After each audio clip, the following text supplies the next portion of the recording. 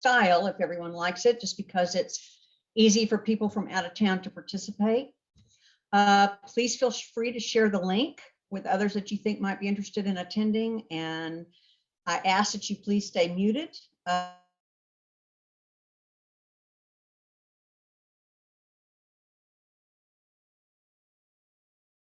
Down. Dub Taylor, one of my board members, told me that someone actually hopped on one day without a shirt. Okay, let's move on. By the way, I'm Pete Parsons, for those of you who don't know me, and I'm the executive director. Thanks. Okay, Jane, next slide.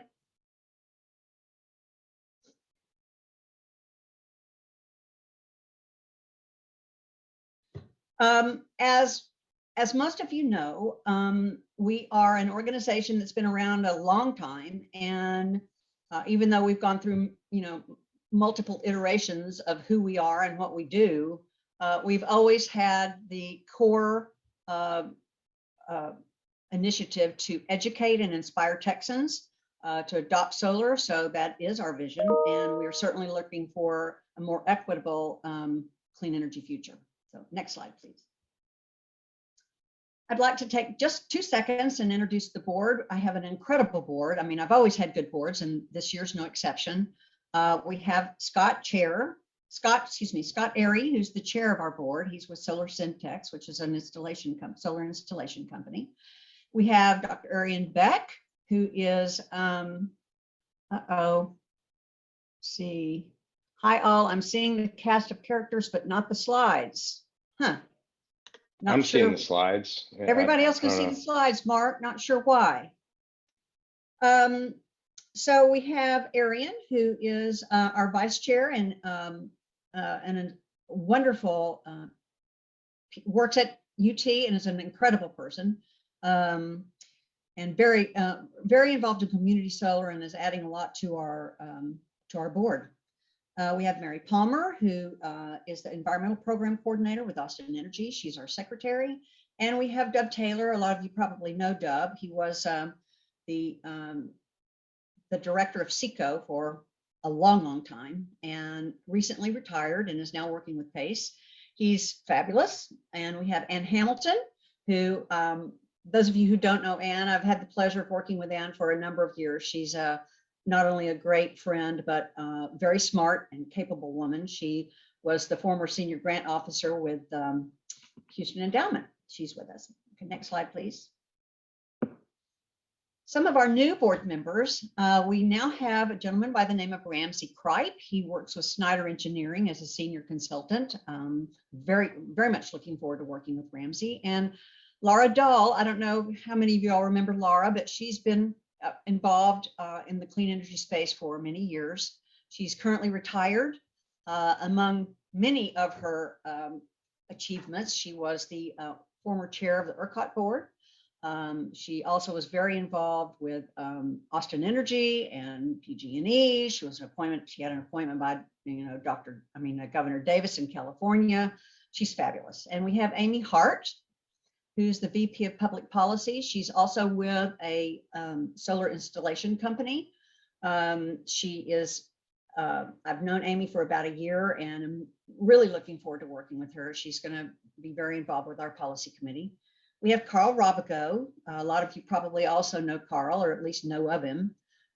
He's quite a character, been a friend a long time. He was, one of his claim to fame is he was a PUC commissioner in his lifetime, along with many other things. And we have Kenneth Thompson, who is new to the board. Also, he's I'm really looking forward to working with Kenneth. He's been very involved with Solar Austin and in mentoring minority students, and has been very involved in the Austin community in all kinds of mentoring projects, working with young African-American individuals, and we're very lucky to have him as well.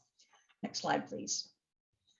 Let me say one other thing. We also on our board have representatives from all the chapters, and I will introduce them later in the program. There are hardworking volunteers that do great jobs in other parts of the state in leading our local chapters, and we're very honored and privileged to have them participate on our board.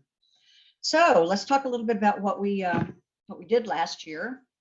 Despite COVID, it's just never ending, we still managed to accomplish quite a bit. We identified Amarillo as a new chapter this year, or at the end of last year. They're still working on getting their organizational papers in place in order for us to be able to actually formally admit them, but they are coming on board, and we're thrilled to have somebody in that part of the state.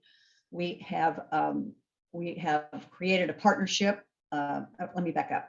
We next bullet, Jane.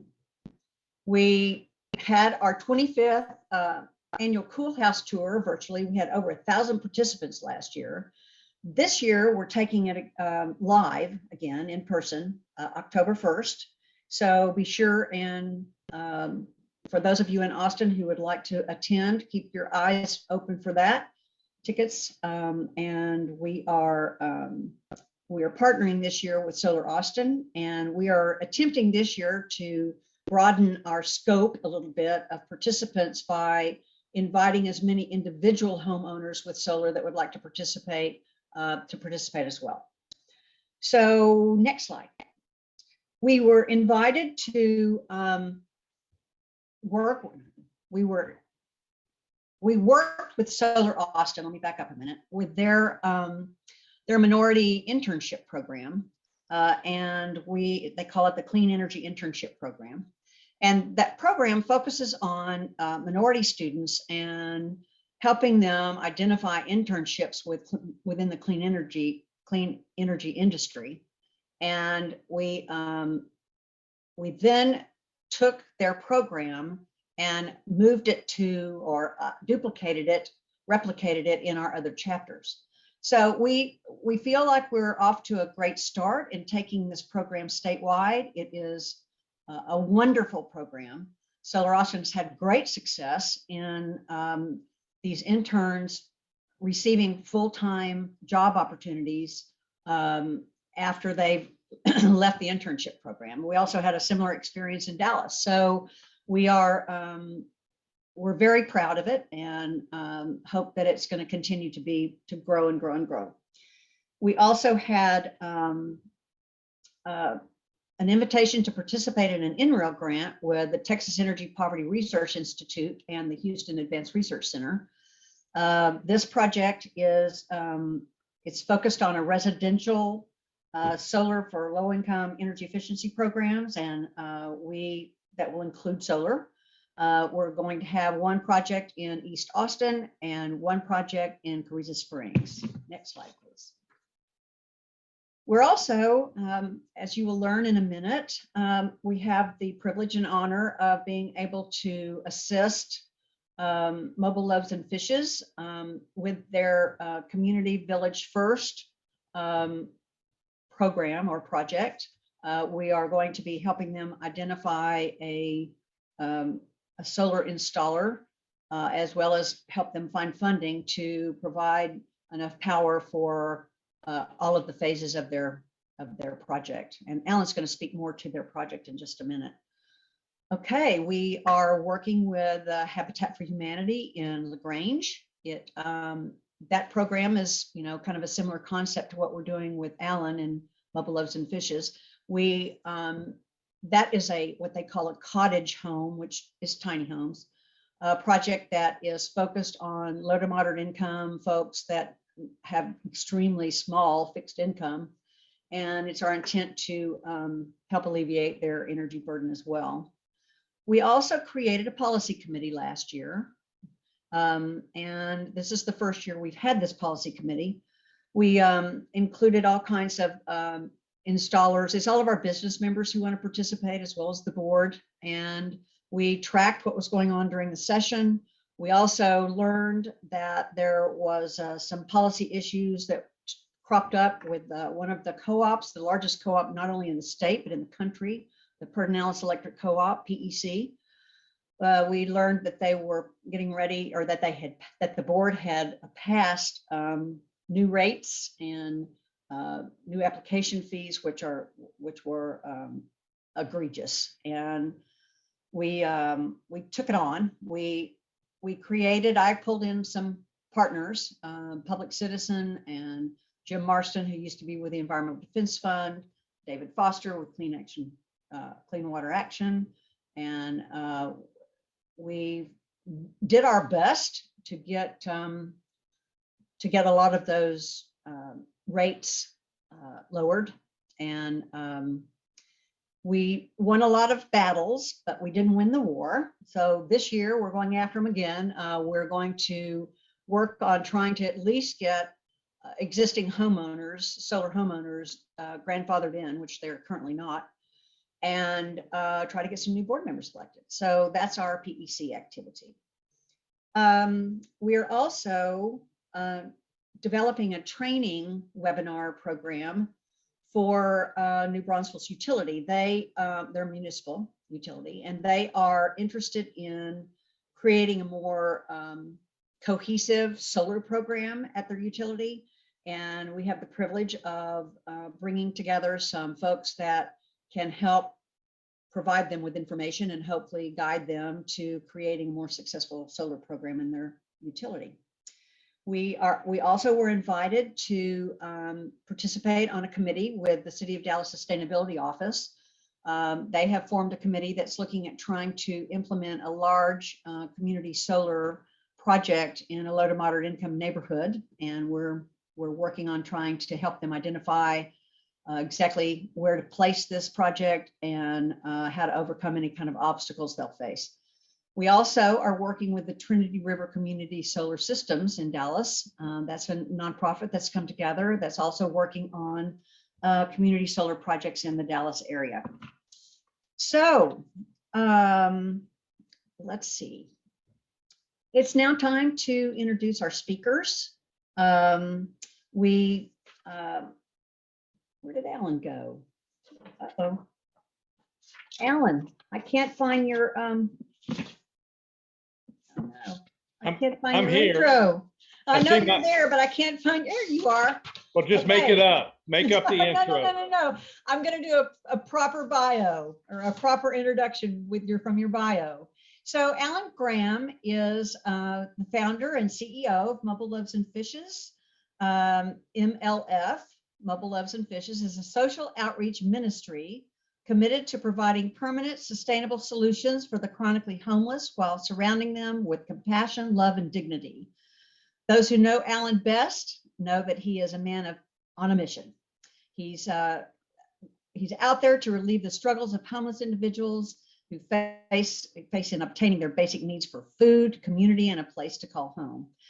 Since its founding in 1998, Mobile Loaves and Fishes volunteers have served more than 5.5 million meals with a side of hope to homeless men and women living on the streets of Austin.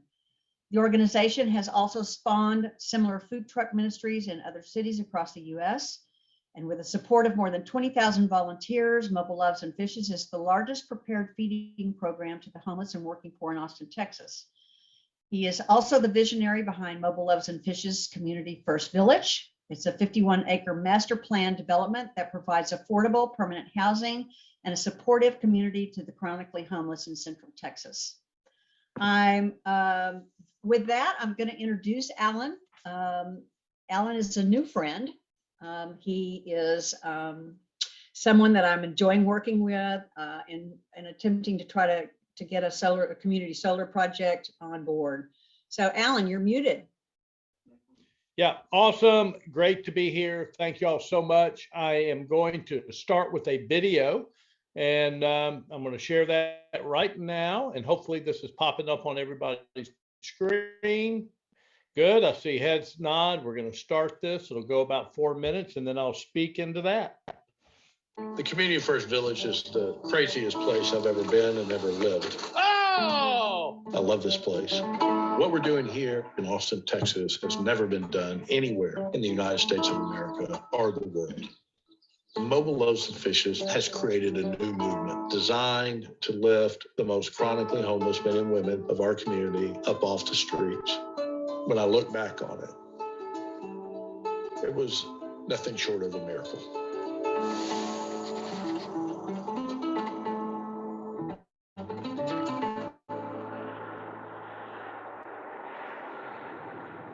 The current system for addressing chronic homelessness in the United States of America is absolutely not working. This is a human issue that requires a human response. Peanut butter and jelly or meat and cheese. Need a blanket, bro? Yeah. Let's grab us some food now. Yeah. Mobile Loaves and Fishes was started back in 1998 in order to feed the homeless in Austin, Texas. When the truck goes out, those that are serving and those that are being served are on the same side of the serving counter. Oreos, cookies, water. There's no disconnect. And this requires a human-to-human, heart-to-heart relationship. Yeah, I know what it means. It's the simple things. And that singularly was the game changer. Truly, that food truck ministry is what taught us what we needed to know in order to build Community First Village. In 2004, I came up with this idea that we could go out and buy a gently used recreational vehicle, lift somebody up off the streets. And I started fantasizing as the serial entrepreneur that I am, why can't we build an RV park? Community First Village is a 51-acre master planned community that is designed to lift the chronically homeless up off the streets of Austin. Mobile Loaves and Fishes cares for the people who have experienced long-term homelessness. Many of them 5, 10, 15, even 20 plus years. At that point, they have experienced so much trauma. We believe that the single greatest cause of homelessness, particularly in our country, is a profound, catastrophic loss of family. I was married for 8 years. I got a divorce in 92. I lost my house and my world because I lost custody of my son, full custody. It devastated me, so I medicated myself with drugs. To tell you the truth, I really didn't want to live anymore. But coming to Community First, it's been one of the best things that's ever happened to me. Our role is to really bring them into a community where they're loved and cared about, and where they have an opportunity to begin the process of healing from all of that trauma. At Mobile Loaves and Fishes, our only goal is to inspire communities into a lifestyle of service with the homeless. That's it. The neighbors that live at Community First Village are incredibly gifted human beings. One of the joys of the work that we do is being able to give them the opportunity to put those gifts and talents to work. We create micro enterprise opportunities for our neighbors to earn a dignified income doing things that they love to do. We have a car care business, an art house, a pottery operation, a blacksmithing shop, a wood shop, and a full-blown organic farming operation. Over the last 2 years, we've paid out more than $1 million to our neighbors. That's putting money back into their pockets to help them to be able to earn a living and enjoy life here. All of us desire to have purpose in our life.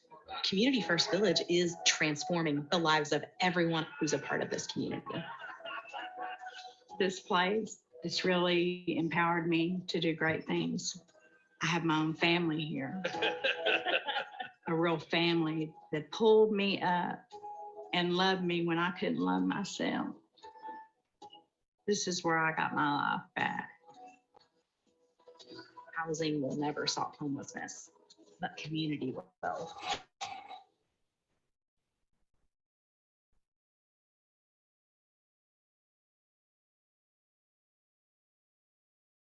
So it's a blessing to be here. I kind of want to tell you a little bit about where we are and where we're headed, and the role that the community can play in, and the community, you know, from a myriad of different aspects of the community, particularly the folks that are on this call right now. I live in this community. It began with a 27-acre piece of property that we started construction on in 2014, moved our first people in 2015. We are full here on phase one with about 235 homes and lots of infrastructure to support the neighbors that live here including an outdoor Alamo Drafthouse movie theater, an organic farming operation, as the video said, etc. In 2018, we started construction on 24 contiguous acres that was going to add another 310 homes, plus the infrastructure, buildings and such to support those 310 homes. And by the end of this year, we should essentially be finished with that phase for about a total of 540, 550 homes on this 51 acres. We launched on November 30th, Giving Tuesday, a $150 million capital campaign to develop 127 more acres that will add 1,400 homes, bringing our total to 1,900 to 2,000-ish. In 51 of those acres of the 127 are across the street from where we currently are here in northeastern Travis County. And the other 76 acres are off of Burleson Road, not too far from the Bergstrom International Airport. We have nearly raised, in that 2-month period of time, 120 million of the 150 million that we need. The campaign has just gone crazy. And we have been in the site development permit process for about a year, and we are expecting to break ground on these properties around the August timeframe. We're expecting to have that site development permit for those 2 properties right around the June, July timeframe, and then we will fairly quickly break ground from there. And again, it'll add about 1,400 homes to our inventory. Our model is one built on a vision of empowering communities into a lifestyle of service with the homeless. We believe that government should only play a subsidiary role to you and I in mitigating these profound human issues that exist in our society. Yet, over the past 3, maybe 4 generations, we have abdicated that responsibility almost entirely to City Hall, state government, and the federal government. And that has not yielded the greatest results on the planet. So our vision statement is to empower communities into a lifestyle of service with the homeless, not to the homeless and not for the homeless. So when we think about the work that we're doing, it's incredibly important to get the entire community involved and engaged in multiple different ways.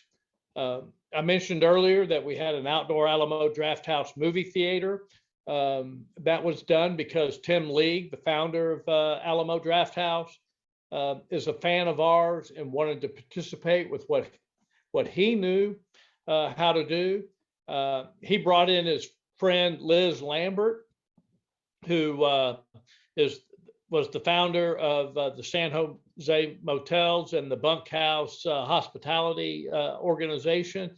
And now we have a 20-unit bed and breakfast on site, which has been phenomenally successful. Pre-COVID, it was unbelievable. During COVID, it was closed, but we're reopening that facility now. We have Charles Bond Toyota that came in and helped us open and train our neighbors in a car care business where we do oil changes, state inspections, and detailing on automobiles, for people outside the community. We had McCoy's Building Supply come in and participate with us on bringing the home building industry in here. We have the American Institute of Architects here. We're actually working an unbelievable relationship right now with Kendra Scott. We have an entrepreneur hub where artists from the streets and ceramists and silk screeners, and different people can participate. And one of the areas is jewelry making. And so we're now involved with Kendra in putting together a pilot program to see how that phenomenal organization can partner with us. So to us, it's really key. And when you think about the men and women that live here, I want to describe them a little bit and then talk about how your industry can be a part of that community effort, jumping into a lifestyle of service with the homeless to make a difference in our respective communities. The average age of our neighbors out here is 57 years old. The average time on the streets is just north of 9 years, which means some of our neighbors have been out on the streets for multi-decades, 3-4 decades long. 65% of our neighbors have 2 or more comorbid diseases, and the average age of death is 59 years old. Last year, we had 18 neighbors pass away. In January alone, we've already had 4 neighbors pass away. When they move into the village, on average, the average income here is about $800 a month. If you can fathom somebody living in this economy on $800 a month. So because of the level of vulnerability of our neighbors, the extraordinary limited nature of their income, 100% will have to be subsidized for life. Because this is not a fix and repair model. This is a model that really brings the men and women out from underneath the bridges. They're very sick physically, mentally. Many come to us with pretty extreme addiction issues. So the question is how do we mitigate that subsidy that we have to raise every year in order to bring a human being up off the streets whose average income is $800 a month? And so we do that in a variety of different ways. There's operating costs here in the village. The biggest one clearly is payroll. The second biggest one is property tax. And we've had a couple of bills passed through the state legislature that exempts us from the payment of real property tax. And that legislation alone will save us over $1 million a year in total property tax. Believe it or not, just because we're a nonprofit, we're not exempt from the payment of real property tax. We're exempt from the payment of sales tax for a lot of items, but not all items. But we are not exempt from the payment of real property tax on real estate that we own. And then when you look down a little bit from that, you would energy costs turn out to be a big cost. And one of the great ways that we could mitigate those energy costs is through solar. But it's very difficult for us to afford the capital cost of those things when our primary goal is to build the infrastructure to get people up off the street. So we really lean into the community. And we've had a few solar projects put out here, some roof-mounted solar stuff. We have some laundry, restroom, shower facilities that have some solar hot water stuff on top, and we're really excited about this program with you guys and Pete, and so I just want you to kind of inspire you to take a look at what we're trying to do in partnership with each other. Realize how important this is to our collective efforts to mitigate homelessness in our community. And make it easier on those of us who are in the business of helping to mitigate homelessness by partnering with organizations like us and bringing your gifts and talents, which obviously happen to be solar in this case. So anyway, I'm excited to have been here. We've got a great website at mlf.org that's even got more videos. It's got a 12-minute tour, that you can watch to see more in depth what this village is like. But I'd really love to encourage you, and I'd be happy for Pete to be able to share my contact information to connect with us, to come out here and see what it is that we're doing. So appreciate the opportunity to be with you guys today. Pete, I don't know if you want to open this up for questions, but I'm certainly available for that. Thank you. Alan, every time I hear you speak, I just get so inspired by your work. It's amazing what you do. And let's see here how to make myself speaker. No, that's not it. As you can tell, guys, I'm terrible at this. Sorry, we can see you. You can see me. Okay. Yeah. Hi, Doug. Hi. All right. So I just want to say thank you, Alan, and not only for participating today, but the incredible work that you do. And I feel privileged to be able to work with you and to do what we can to alleviate your burden in whatever way we can. I do have some folks that would like to get more involved. And if, as you mentioned, I'm perfectly willing to share your contact information with anybody who would like to connect with Alan. Reach out to me, pparsons@texas.org. I'm easy to find, and I will connect you. So again, thank you, Alan. Appreciate it. Our next speaker, a lot of you know, most of you probably know, or you at least have heard of him, hopefully the good things that he does. His name is Doug Lewin. And I have also known Doug for quite a while. He founded Stoic, like the ancient Stoics. Yes. Stoic Energy in 2018 and is proud to serve a variety of clients in working to advance clean energy, climate solutions, equity and justice. Previously, Doug led government and regulatory affairs for a Clear Result, an energy efficiency program implementer for over 250 utilities in 40 states and provinces. Doug was the founding executive director of the South Central Partnership for Energy Efficiency as a Resource. Most of you know that as SPEAR. And SPEAR was recognized by the U.S. Department of Energy as the regional energy efficiency organization for Texas and Oklahoma. He also worked at the Texas legislature for 5 years as a legislative aide, primarily on energy, environment, and climate issues for 3 different elected officials in the House and the Senate. I want to thank you, Doug, for speaking today. I can't tell you how much I appreciate it, and everybody's excited to hear what you have to say.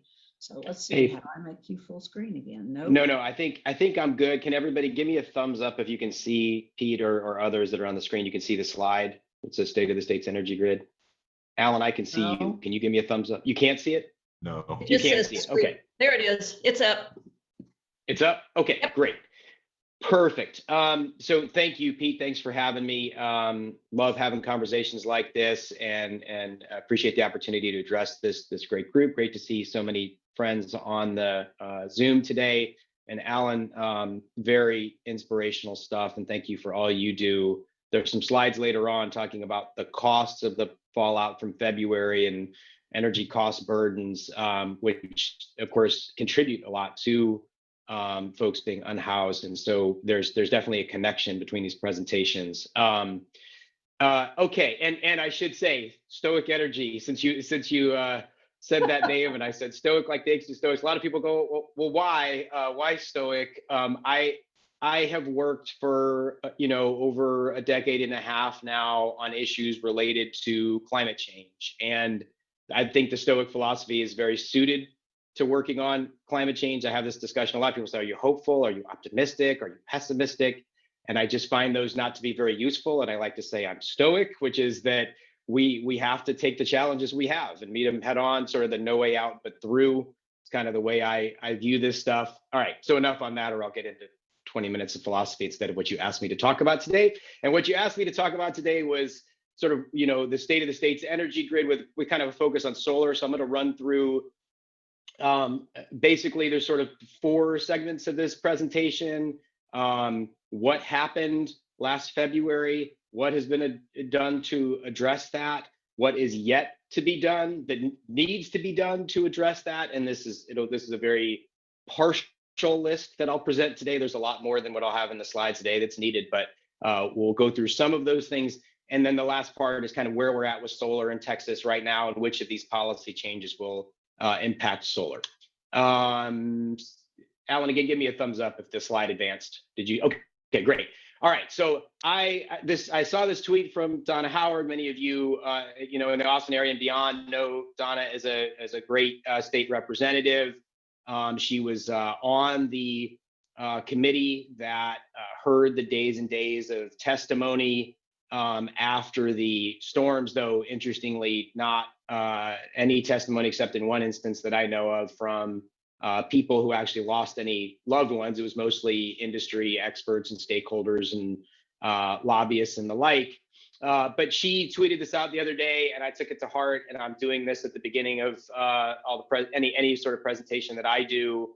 Let's definitely remember the people that died in the February storm. The official number was 246, but remember that just like so many of our rural counties don't have hospitals or really any medical facilities to speak of, many of them also don't have medical examiners. And so we don't actually know, but BuzzFeed did this amazing analysis where they put the number much closer to about 750, doing a statistical analysis. So regardless of what exactly the number was, we need to remember all those that lost their lives and center them in this discussion. This is just another way to think about it too, that it was the worst carbon monoxide poisoning catastrophe in recent US history. And this is obviously relevant to solar because a lot of people have bought generators after last February. A lot of people don't know how to operate generators safely. And we can move towards solar and storage solutions that don't have any pollution associated with them that could kill people, as happened last February. So what happened during Uri? There's a lot, right? This report that you see on the right is 300 pages long. So I'm just going to summarize some of the things very quickly and really focus on three main things. Number one, gas supply froze.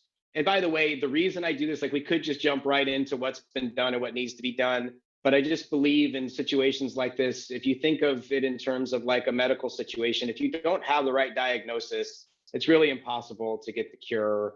If you think you have cancer and you in fact have diabetes, you're going to be in trouble trying to cure what you actually have. And so a lot of the arguments over the last year that have been grounded in folks, protecting business interests instead of in fact, have led to a lot of confusion about this, but there should be no confusion.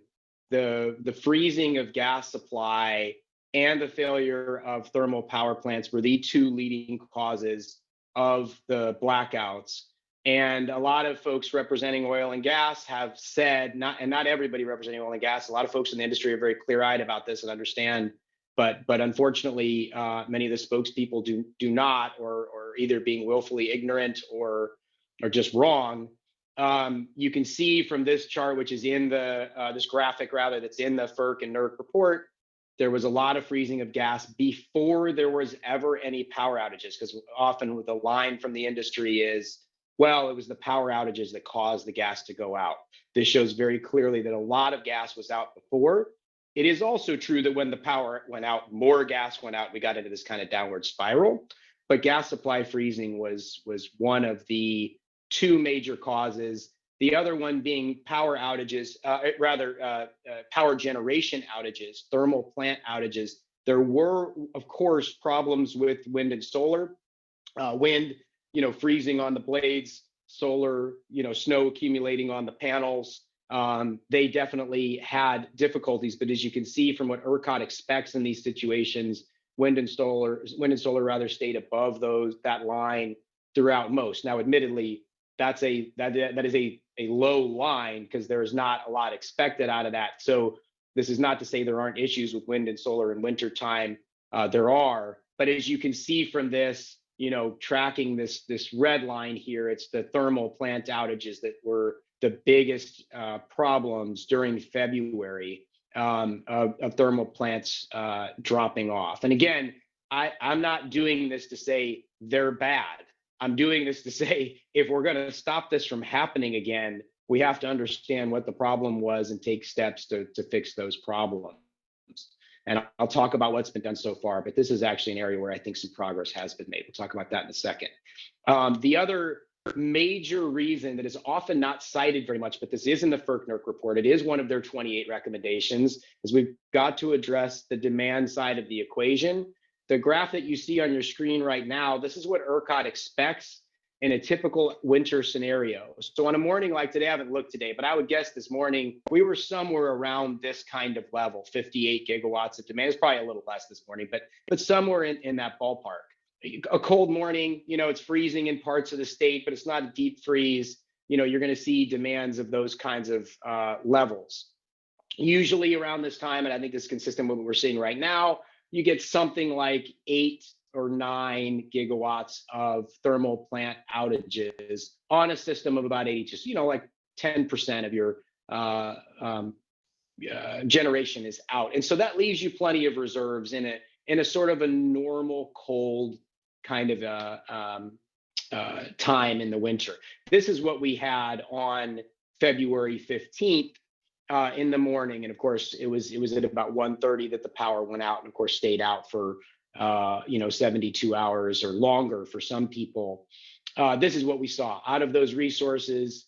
Wind was low, and that caused us to lose about 3 gigawatts. So again, that was a problem. But it was the thermal plants, 10x that amount compared to wind that dropped off, and then a peak demand. Compare the two there.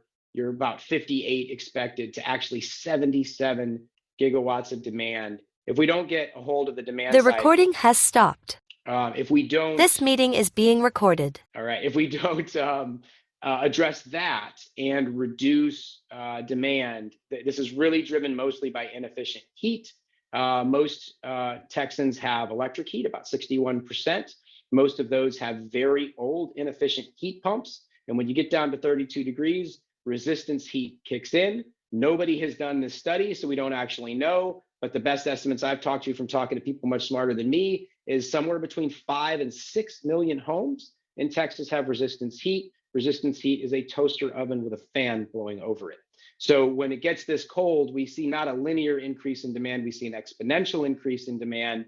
And this is what is driving our problems in the winter. So we have supply problems, we got to deal with them. We also have demand problems. Energy efficiency is a great answer for that, but solar and distributed solar can also, of course, be on the demand side. What's been done so far? And I'm going to talk very fast because I don't want to go over my time. I'm excited to hear Mike Sloan's presentation too, so I'll talk fast. Try to stay with me here. If you have questions, drop them in the chat, and especially if they're like quick clarifying questions. The PUC did pass a power plant winterization rule. This is important. This is an unambiguous good thing. They put in place the 2011 FERC and NERC recommendations, wrote them into rule, made them mandatory. This should have been done 10 years ago, but better late than never. They made every CEO of any company that had anything break sign something saying that it was fixed. There is a perception, I think, among many in the public that the Railroad Commission passed a winterization rule. The Railroad Commission did not pass a winterization rule. There is zero required winterization of natural gas supply in the state of Texas as we sit here today. They did pass a rule saying that gas suppliers must register as critical infrastructure. The proposed rule had a blanket opt-out of $150. Of course, needless to say, $150 for oil and gas producers is not a lot of money. The final rule, thanks to probably many of you on the call that wrote in to the Railroad Commission, thanks to a lot of media attention, thanks to a Senate Business and Commerce hearing where they really were very angry about that proposed rule. One of the senators very eloquently said the proposed rule, quote, sucked. But it was everybody on that committee, Republicans, Democrats alike, were outraged at how weak that rule was. The final rule was much stronger, and it required 80% of gas supply to be registered as critical infrastructure. What does that do? That makes sure if there are power outages, their power is not cut off. But it does not solve the problem of when gas supply goes out before the power goes out. That rule should be coming this year. It is only required under the law by March of 2023, but it does look like it's going to happen quicker. If I start explaining that, I'll go way over my time. But suffice it to say, we all need to be, if you're worried about these issues, care about these issues, paying attention to that rulemaking at the Railroad Commission this year will be an important thing to do. Another thing that was done was the costs of the storm, which were massive, in the tens of billions of dollars. 6 billion of those dollars were securitized. And this is basically a large collective mortgage. We take all those costs, they bond them out, they spread them out over many decades. What does this mean? It means that all the gas suppliers that, as Bloomberg reported, made $11 billion in 1 week, they will get paid and we will all pay them. Privatized gains, socialized losses. The PUC adopted a memo. This memo, I'm gonna read you a quote about this memo from Allison Silverstein, one of the smartest people I know working on these issues. She was on KUT and asked, what did the PUC do when they actually adopted this memo? And she said, first of all, we have no idea what the hell, I'm quoting her, the costs of these are going to be, and that scares us, and it should scare you. She said, given the lack of clarity about both reliability and cost impacts, how the heck we make sure Texans are getting the reliability they are being asked to pay? Whoops, sorry, I pressed down on the wrong screen. And she said that I'm having trouble finding the quote. Give me 1 second. Where is it? It's so good. I wanted to read it. Now I can't find it. But she basically said, we don't know what we got. We got a grab bag of stuff and we don't know what's in that bag. Is it a bag of steaks? Basically what they did was they adopted a dozen different things, and we don't know how these things interact with each other. And we don't actually know if these things will actually meet the system's needs, because there is no study in place right now that tells the commission this is what you need. They're all going off intuition and off of what stakeholders, and think about that term, stakeholders, most of them have a financial stake in the system, what they are telling them. I'm very hopeful in 2022 that we will see the PUC endeavor to do a systems need assessment to find out what the system actually needs to be reliable, instead of what I think they're doing, which is taking a whole bunch of ideas, throwing them together, and hoping that that gets us to a reliable outcome. Not only have they not analyzed system needs, they have not analyzed costs. There's a back of the envelope their consultant gave them that on 2 out of the 11 things that appear in this memo, 2 of them would raise costs by 10%. That's $2 billion every year. Now, ACEEE did a study on energy efficiency, said we could reduce demand by 8 gigawatts for $800 million. That's a one-time payment. We're talking $2 billion every year. And so, but will that even meet the system's needs? We don't have a systems needs assessment. That's a big deal. One of the reasons I also show this memo is this particular part of it with this is a new ancillary service. It's actually not, it's going to be new, but it's been under development since 2015, long before the winter storm. They were wanting to create this, and it really didn't have much to do with renewables. Now they're trying to claim that this is a renewable product and try to assign the costs to renewable energy. If that happens, it'll have negative implications for consumers. I think it'll have negative implications actually for reliability, and it will certainly have negative implications for the solar industry. All right, I think I'm at 7 minutes, so I need to go faster. 7 minutes left, that is. All right, so a bright spot, because I never want to give into negativity bias. I think this commission has done great work on transmission, and I want to give them credit for that. They have approved $1.2 billion in new transmission into the Rio Grande Valley. So it's long overdue. This should have been done by previous commissions, but I'm really glad that this commission has done that. Much of what will connect to that line, it can be thermal when we build transmission. Any resource is able to get onto that line, but because it's going to South Texas, it's very sunny and windy down there. I think this will be very good for wind and solar, but more importantly, this will be good for reliability, because the more you are bringing on geographically dispersed resources onto the system, you are increasing reliability, because if the wind isn't blowing out in West Texas, it very well might be blowing on the coast. So that's a great thing. It's also great for Texas consumers that are going to have access to more lower cost power. What has been done, I want to stress, is a very partial list. There's a lot that still needs to be done, but I'm just going to run through a couple of those things. I mentioned this earlier, so I won't belabor it. We have not winterized. There may have been some voluntary efforts done, but from a regulatory standpoint and what is required of gas suppliers, nothing, zero. We do not have a market monitor. So the $11 billion I referenced earlier that Bloomberg tagged the profits of producers during that 1 week, should we get into another situation? And by the way, it does look like next Friday, not to unduly scare anybody, I don't think next Friday looks like last February, but ERCOT is projecting levels of demand close to about 5% less than what we saw last February. So it's going to get quite cold down into the teens in much of the Dallas area and much of North Texas. If that should happen and gas prices go high, which they almost certainly will, whatever is happening intrastate within our state borders, there is nobody paying attention to whether or not market manipulation or price gouging is happening. I say paying attention. A lot of people are paying attention. Nobody is regulating that. FERC, the Federal Energy Regulatory Commission, can regulate when it goes across state lines. If it stays within the state of Texas, Railroad Commission says they don't have the authority. The Attorney General said after February he was doing an investigation of this, but it's now been over 11 months. And I don't know if y'all have heard anything of that investigation. I have not. And I'm not holding my breath.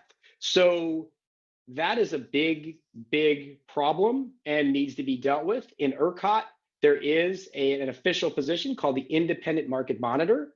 Her name is Carrie Bivens. She wakes up every day thinking about is market manipulation and happening in ERCOT.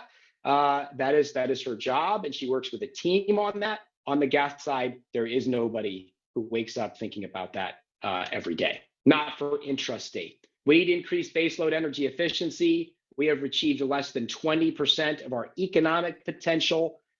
We are 80% below the average state in what we do on energy efficiency in the state of Texas. We need to get more dispatchable demand side resources into there. This is a complicated looking chart that is really quite simple, that basically just says when you have more sources of supply, prices come down. One source of supply we really don't have in ERCOT right now are demand side resources. This could be solar and storage. This could be smart thermostats being in programs. It could be programs for hot water heaters or pool pumps or any number of different things. They are dispatchable. You can flip a switch, you can press a button and have a signal go, and you can have reductions in demand.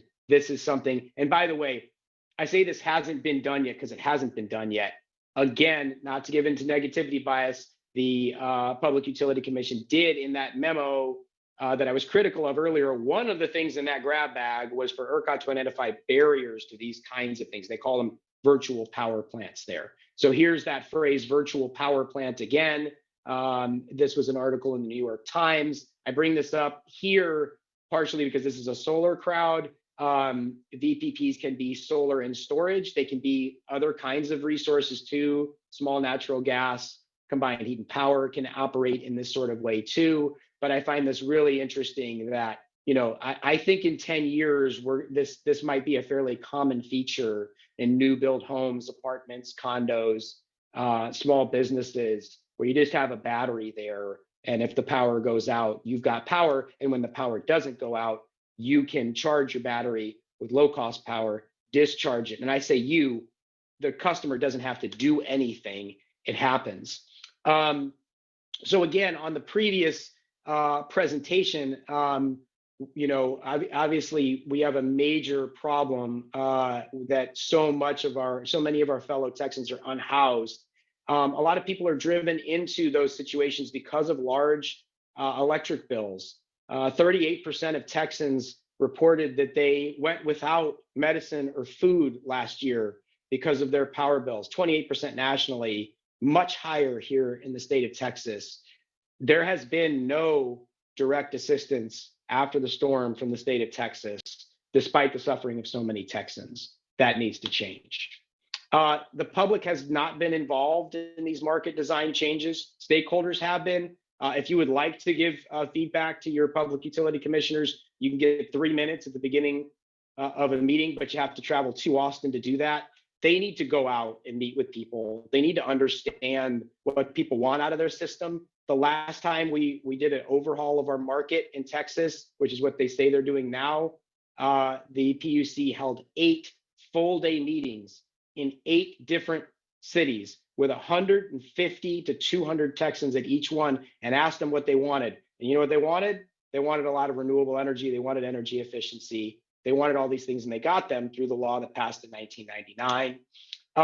I know I'm out of time, so I'll just go real fast.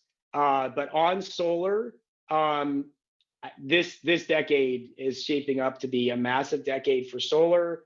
The circles here, this is, by the way, a slide from a guy named Ramez Nam. His name is on the next few slides, so you can find him on Twitter or just Google him.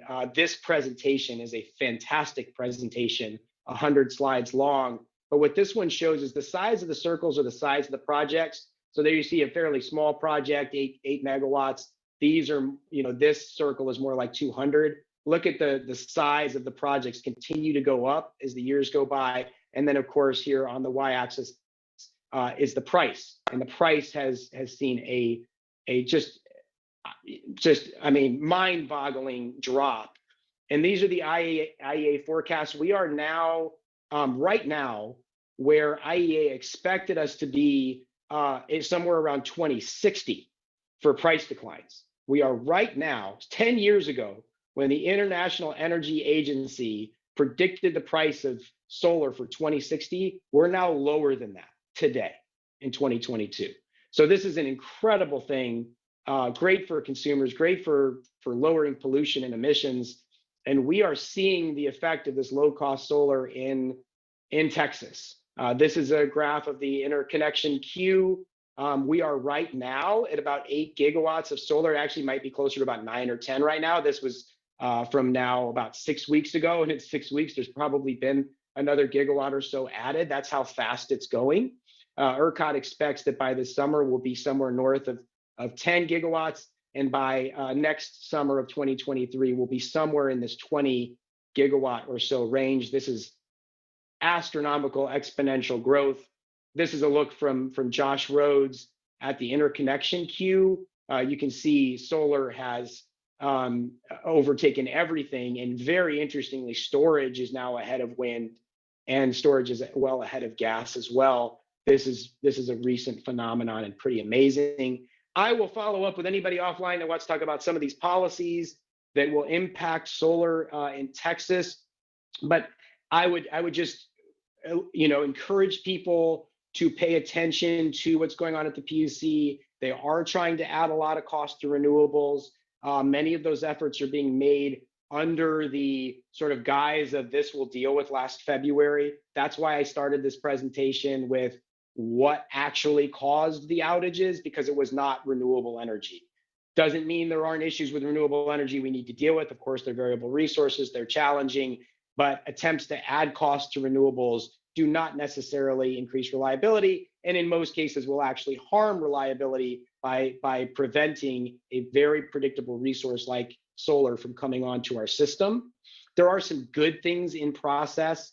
Discussion of adopting the IEEE standard to allow homes to island during outages, discussions of trying to reduce the cost and bureaucratic burden of interconnecting solar systems, the virtual power plant stuff I mentioned earlier, transmission. So there are some good things happening too. And again, want to always point to those. And this is, I believe, my last slide. The economic transformation that is happening from renewable energy is amazing, and a story that really needs to be told over and over again. Rural Texas has suffered economically over the last many decades, and the land payments and tax base that is being created by wind and solar is really transformative to many of these communities. And again, depending on how we do this and the policy that is put in place, we might just be getting started.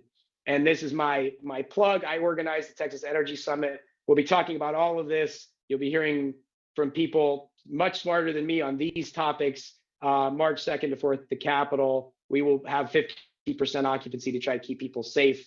So if you are interested in going, register soon. It is complimentary, thanks to our sponsors, for nonprofits and public employees. Please follow me on Twitter. I tweet about all this kind of stuff all the time.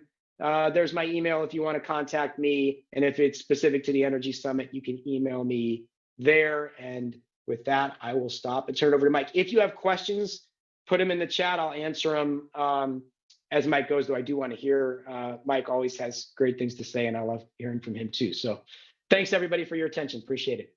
And thanks, Pete, for the opportunity. Of course. Thank you so much, Doug. I really appreciate your, let me see if I can figure out how to do this. Gallery, let's try that. I'm just going to leave it like this for a minute. That was fabulous, Doug. I knew it would be. You are an incredible speaker and you always have brilliant things to add. And I really appreciate your participation. I'm sure you'll hear from some of these folks with additional follow-up questions. If you would be willing to kind of monitor the chat and see if folks have direct questions for you, then I think that would help speed things along. And again, thank you so much for your help and participation. It was very informative and I'm appreciative of you. All right, let's talk about Mike Sloan. Mike is somebody I've also known for a while. He's the CEO of Synergetic. I think I pronounced that right. A developer of bundled green hydrogen and electricity infrastructure, specializing in 24/7 clean power delivery. Mike previously spent 33 years as president of consulting group Fortress Energy, specializing in energy policy and wind, solar, and bioenergy development. During Mike's tenure as chief executive for the trade association, the Wind Coalition, Texas wind installations grew 200-fold.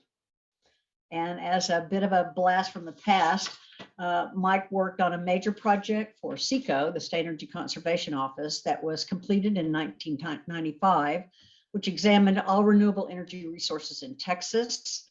He was the 1997-1998 chairman of TXSES. And this led to him becoming chairman of Austin's Sustainable Energy Task Force, developing city green goals and structure for highly successful green choice programs. He was also co-chair of the task force that developed the Texas RPS, and he was the architect and promoter of Texas' $7 billion CEZ transmission build out that has allowed Texas to get to 40,000 plus megawatts of wind and solar. So thank you for joining us, Mike, and we look forward to hearing what you have to say. Let me see if I can get this back to where you are the way we want to do this. Let's kind of go with that. Doug, you want to stop sharing your screen and then we'll let Mike share his screen. I think that's the way we're going to try to do I think I've stopped sharing my screen already. Oh, great. So let's see here. Is that right? You guys aren't seeing my screen, are you? No. Okay. Okay. So what the hell am I supposed to do here? Mike, you're muted. Rats. As you all can tell, I'm really horrible at this. Okay, so let's take it away. This is still not working right, is it? Can everybody see Mike's screen? Yeah, Mike, you have two appearances, a Clay Sloan and a Mike Sloan, and maybe there's a mic issue there. Okay. Because we can't hear you. Let's see here. What are we doing wrong? Let's go back here. Mike, we still can't hear you. I believe Mike has two computers going and both of the videos are going. So Mike, you're now off mute. No, you're not.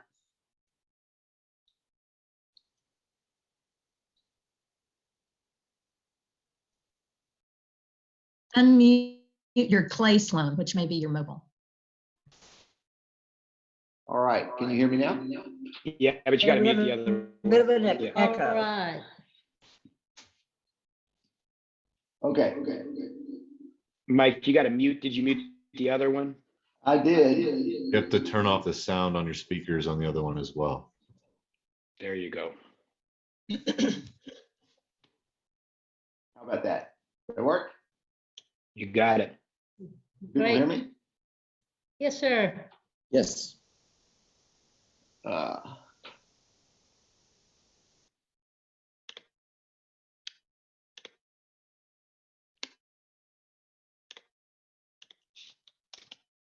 Can people hear me right now? Yes. All right, I shall come back here.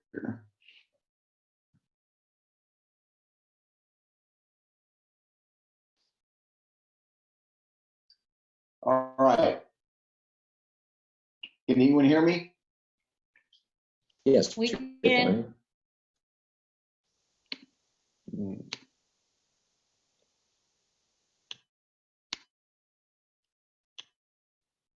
Hello? We can can't hear hear you, you. but you can't hear us, obviously.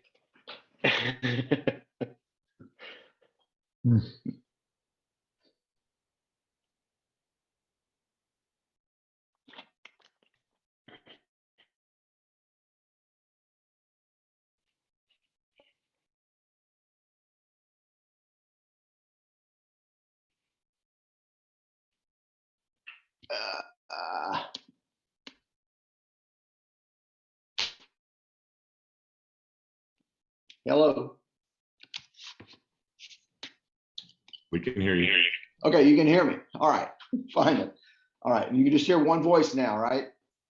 Yes. Okay, fantastic. All right, I'm going to start my share screen now. And I will say, in contrast to Doug Lewin, I am not stoic.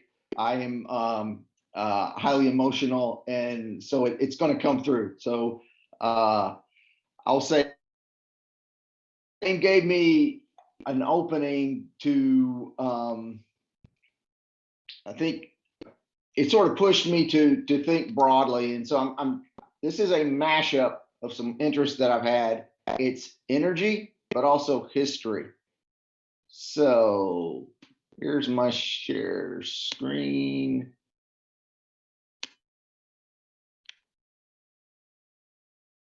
Can people still hear me okay? We Yes. can. Yes. Okay, super. Can you see my share screen? No. No. Let me do a switch displays here if I can.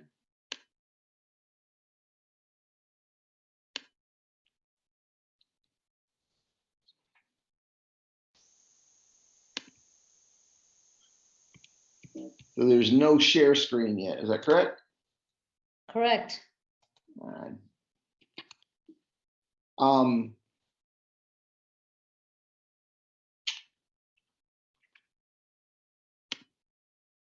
The share screen would be on the, I believe the Mike Sloan one is what I'm trying to do.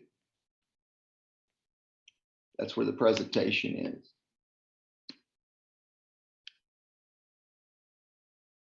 Or excuse me, that would be on the Clay Sloan is where should be the share screen. You should be able to, I'm not really sure how to make that happen. There we go. There Now you we're starting to go. see Oh, progress. great, fantastic. We Great. see your entire desktop. Yep. All right, hopefully now it's in the process of going there. I'm sorry, do I need to do a switch display here? You do. Seeing the whole thing? Yeah, we're seeing the presenter mode. Okay. All right, are we there now? Yes, we are. You're good. Okay, super, fantastic. Yeah. I'm sorry for the technical difficulties, but now we can get started. Okay, so what I'm going to do is this is a mashup, if you will, of my interest in world history and energy storage. And hopefully there's some lessons learned where we can go back and look at ancient history and pick up some lessons that are valuable to this digital age today. So when we look at climate change, one of the things I want to point out, I'm going to go back 90 million years ago. Sea levels used to be massively higher than they are today, maybe more than 1,000 feet higher than they are today. And so Texas was underwater. Then you can come forward, and about 20,000 years ago, we had a pretty massive amount of ice, maximum glaciation, and Chicago was under half a mile of ice. We've experienced extreme swings in sea levels and climate change, all driven by climate. And my main takeaway is that life was very hard as a human being while the climate was changing. All right, one of the things I want to talk about is Venus figurines. And I don't know how many people on this call are familiar with Venus figurines, what that means for archaeologists, but that's going to be a somewhat of a recurring theme through this talk. So I'm going to get started, and I'm going to go back a full 1 million years ago to start talking about Venus figurines. And we do not have good archaeological evidence. So I'm going to start with the Hollywood version of 1 million years ago BC.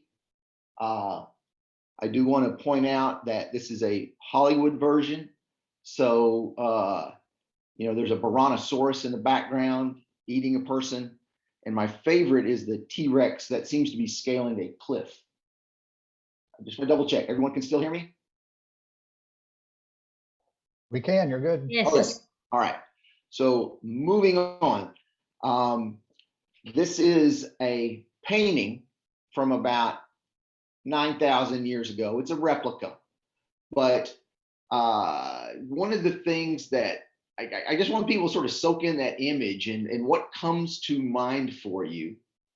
And for me, there's just some extreme things that come through here as these humans are struggling with this beast. But there's a lot of shared trauma, if you will, both for the people and for the animal. There's this symbiotic relationship there. But it's important. They're doing this because that is their energy source. Hunter-gatherer societies, what they ate, that was their energy source. So, they took this on. Another thing about it is it took a great deal of cooperation and collaboration to be able to hunt these animals. Now, marching forward a little further, why did humans hunt megafauna, these huge animals? And I got to say that, why don't you just eat squirrels or rabbits or small deer or something? Why would they possibly go after these giant animals? And, one possibility is that they were trying to impress somebody. It's like Thag says, Loana, look what Thag do, something like that. But truthfully, I think it had more to do with this, and that is leftovers. If you lived in the Ice Age and northern climates, you needed leftovers. I mean, plants are only around a few months of the year. So that's, I think, why they ate meat so much in those areas. They needed huge amounts of leftovers. All right. Now, a problem. The food that they were eating, a lot of that stuff went extinct. So this is a timeline, last 56,000 years. Various things were going extinct, particularly down towards about 25,000 years ago. A lot of species, their foods became extinct. Then that blue line is where we sort of had a maximum, glaciation maximum, the last one. And I will say sea levels at that time were 410 feet lower than they are today. So, you could walk to Great Britain from Europe. It was very different climate, very different period. Then after that, you have another huge die-off after that more recently. Some people think there might have been a comet or something that blew up that helped trigger some of that. But anyway, a lot of foods were going away. So leftovers might have become tougher. So getting back into the Venus figurines, again, we don't even know what these things are really like. And I've read some on them. Some people think they were just strictly male pornography. Some people think they were fertility talismans, help fertility of the tribe. All sorts of different things. Some think they were the goddesses. They were actually the gods, the religion of these ancient people. So this is the Hollywood 1 million years ago BC version. Now this is the oldest one. What I'm going to show next is the oldest known figurine of a human, I think that they're aware of. So this is a German figure from about 40,000 years ago, found in a cave in Bavaria. And I will say it's a different shape than what we would see. I would say this looks somewhat like a butterball turkey. But anyway, this is the thing about this that is so impressive is that some of the characteristics of this have carried on for 20,000 plus years. And they're found all over Europe and Siberia, where you have these small little figurines. This is an example of some of them that have been found different places, and they have these common features. And some of the things are they virtually never have feet. They never have facial features, and it's all focused on sort of, if you will, the reproductive stuff. And some modern gynecologists have looked at this and say, well, this is, they had to be using real live models to do this, because the way that the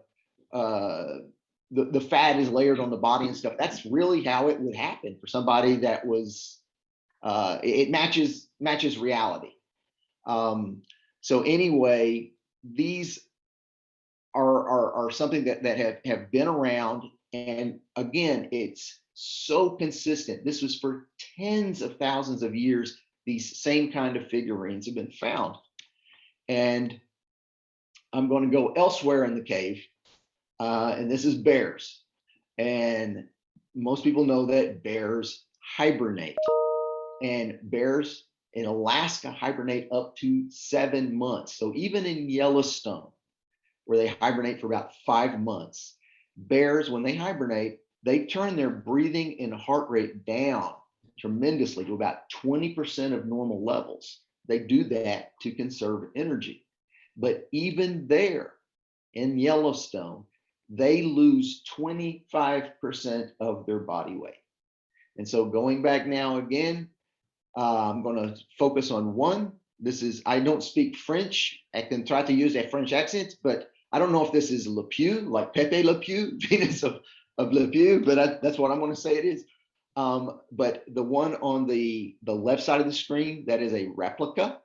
The one on the right is the actual one. It got damaged when they were digging around.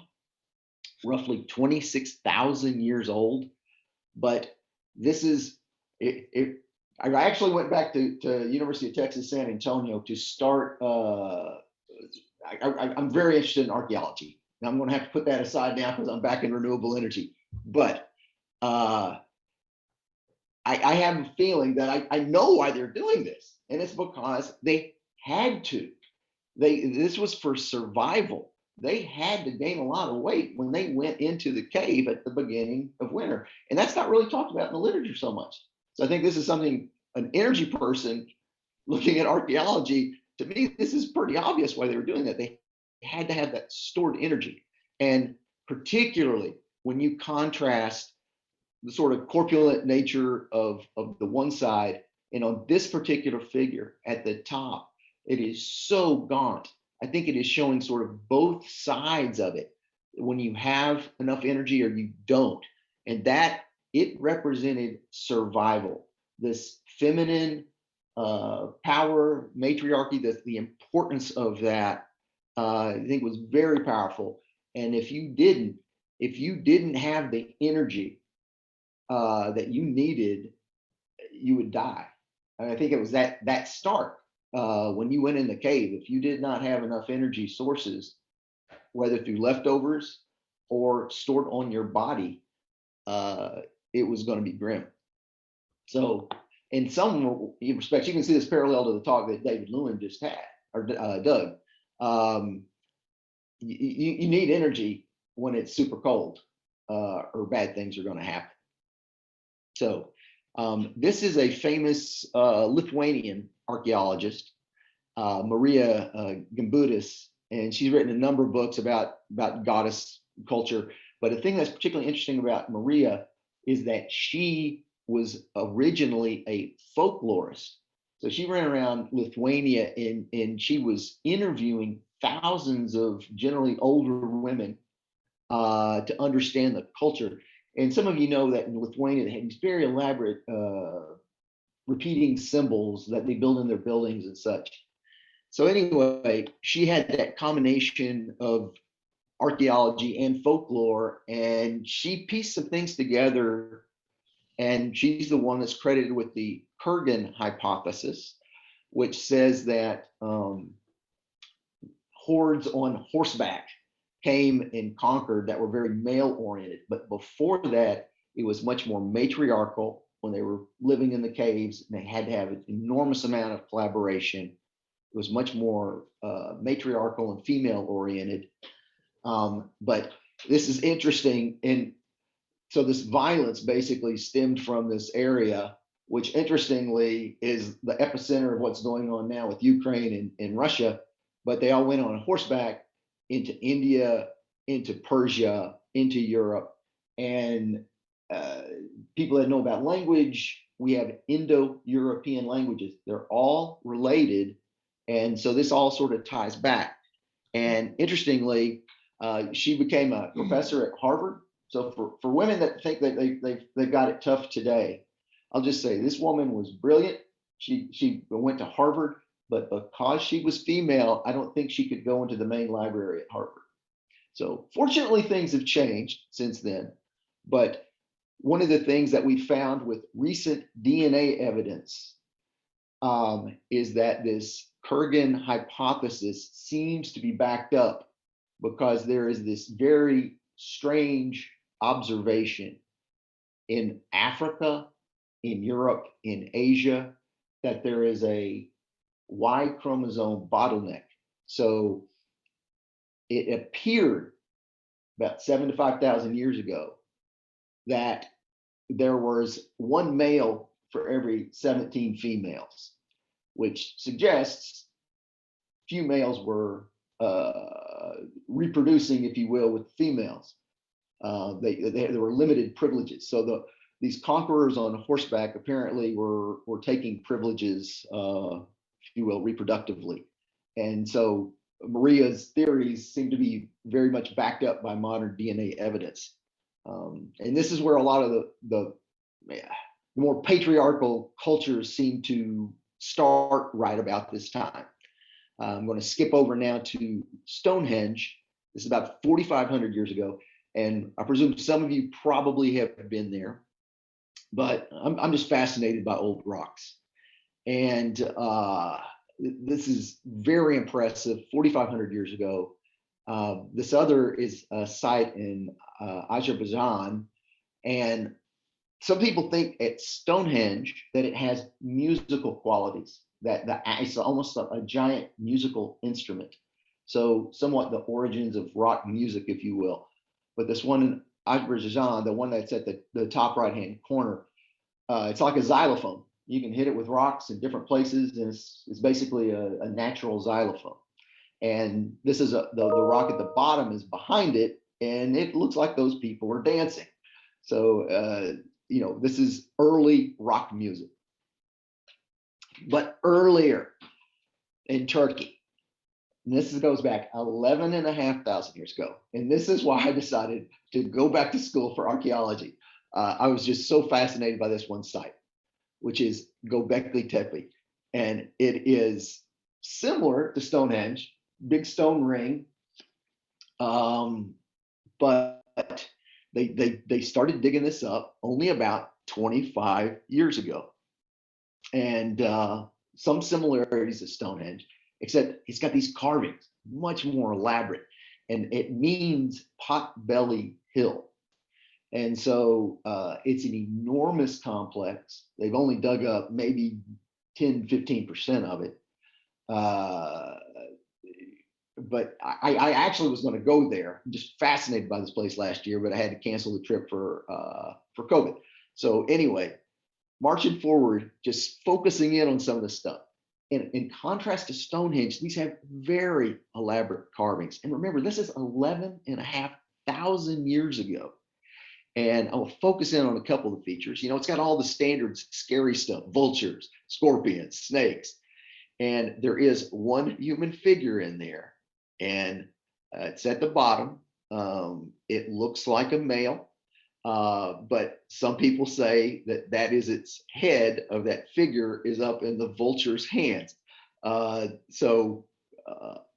Anyway, there's a lot of symbology that's baked into this place.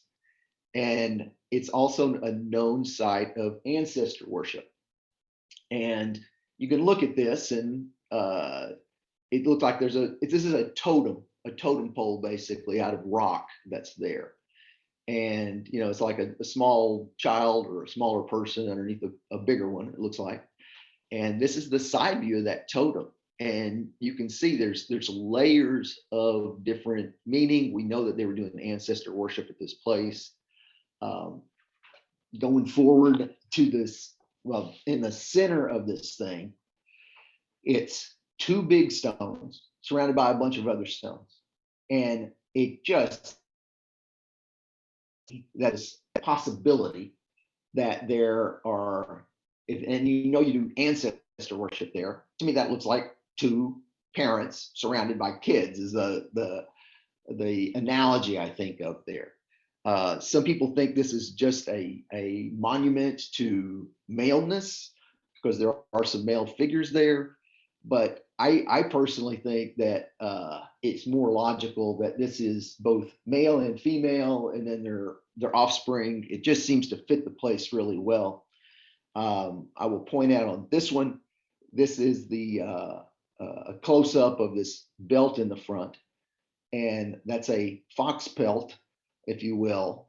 And one of the things that Maria Gambrunas said is that the chevron symbol represents a female in these ancient folklore of Europe.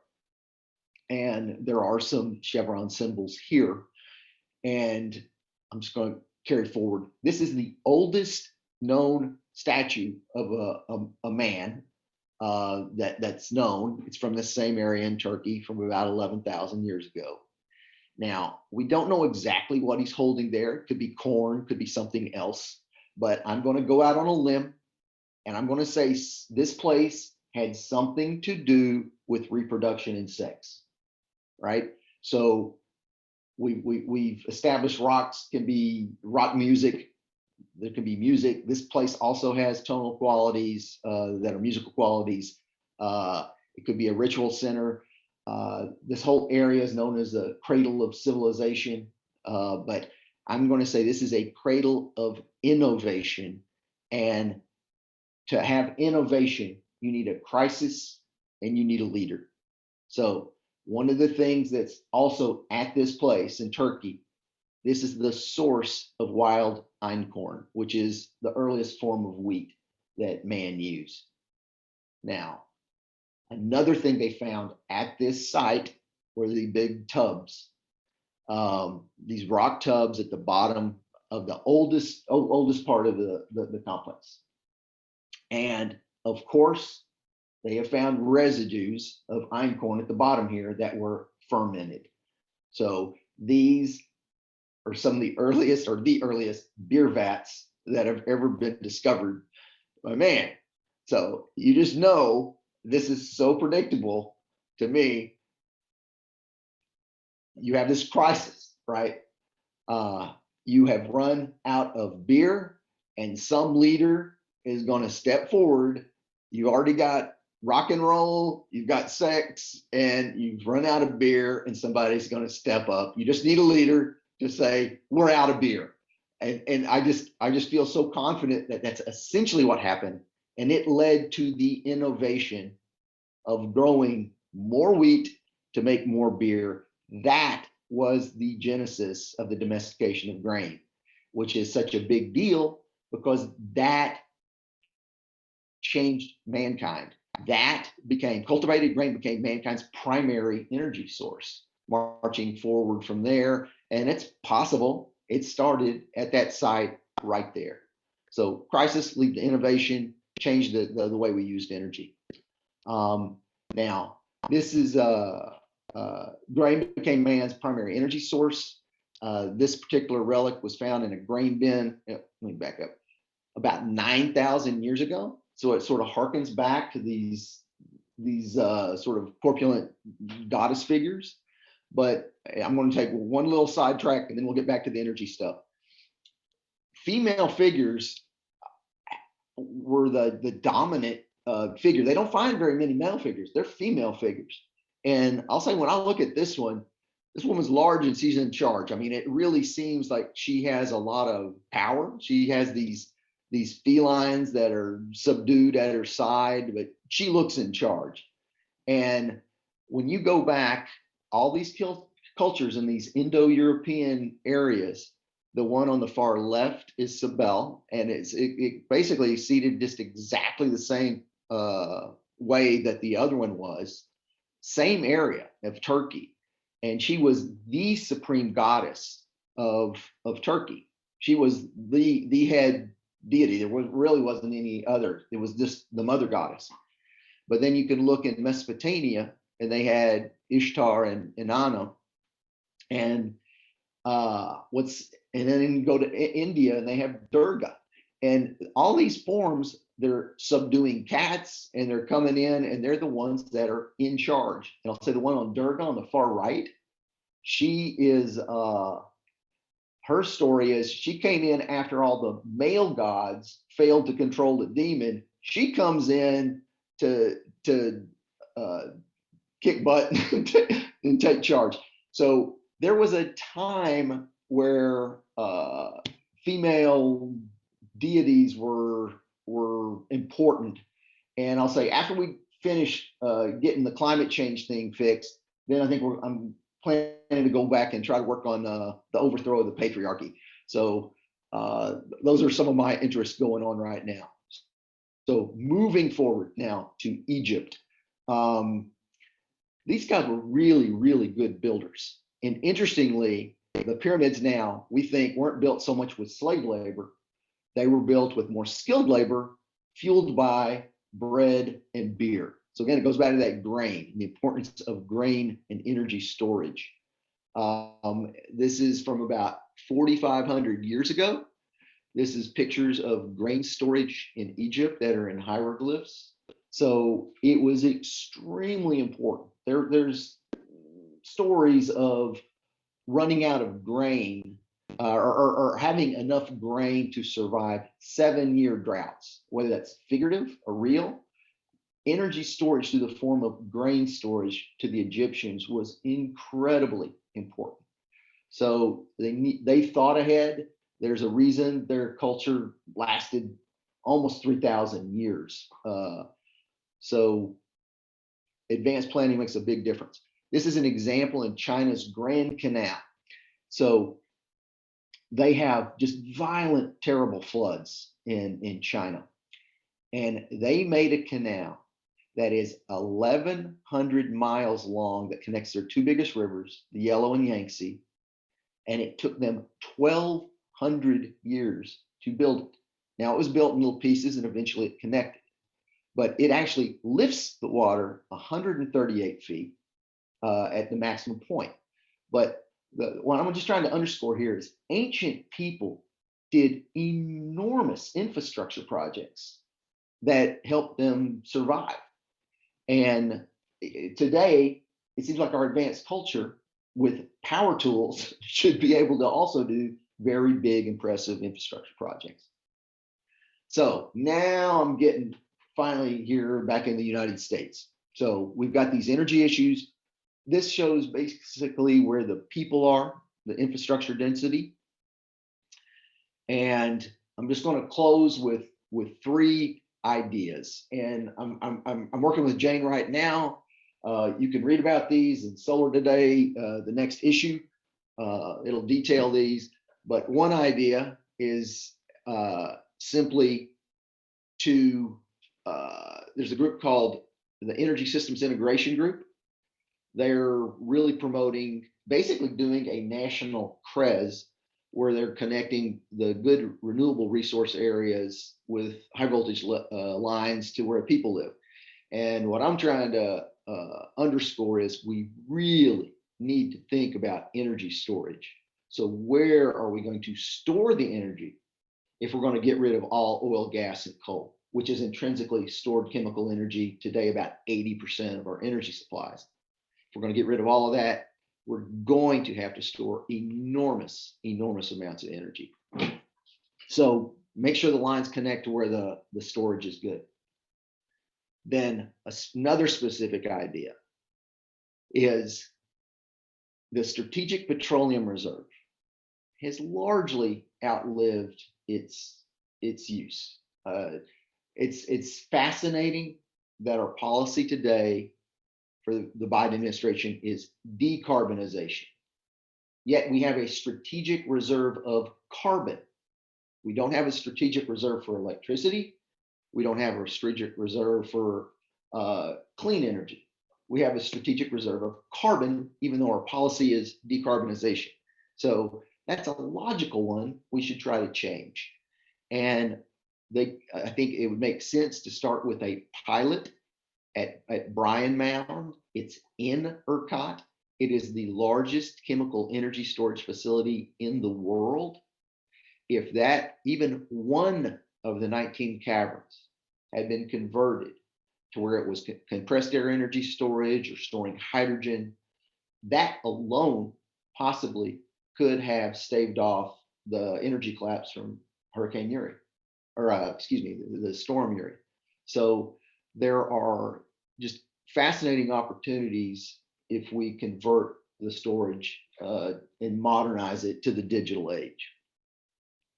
And then a third big idea is we need to think of massive new infrastructure projects. And we really, there's a national interest transmission corridors, but they haven't really done anything with them. And this is just another version of that. We really need to think about where our best energy supplies are and where the people live and try to connect them and think beyond just electricity. If we had a corridor that could do electricity and hydrogen and data, fiber data, but also water. The Great Lakes of the United States, I think, hold about 10% of the fresh water of the world. If you could connect that to through the areas that need it the most, through the areas where they're running out of water with the Ogallala, to the desert Southwest, those also happen to be our very best solar and wind areas. There's a real chance for symbiotic relationship there to help each other out. And it's not about so much about water supply in this case, it's about energy management. If you have enough pumps to push water both ways, and you have reversible pumps, they can pump water when prices are negative for solar, but they can spin around the other way and generate. It could be by far the largest pumped hydro storage facility in the country if we were to do projects like this. So we need to think of really bigger ideas than we are today if we're going to decarbonize. I'll throw out there, and this is my last slide, that just on the future water, if you look at the models, it's supposed to get wetter in the northern parts of the United States, but drier down where we are in Texas and in the desert Southwest. So that's one of the bases to try to move some water around the country, because we have the technology, it can be done, but we need to think more broadly as we look to decarbonize. And again, we have the crisis, right? We have the current climate crisis. We just need the big ideas and the leadership to come up with some big new ideas. And that's it. Thank you.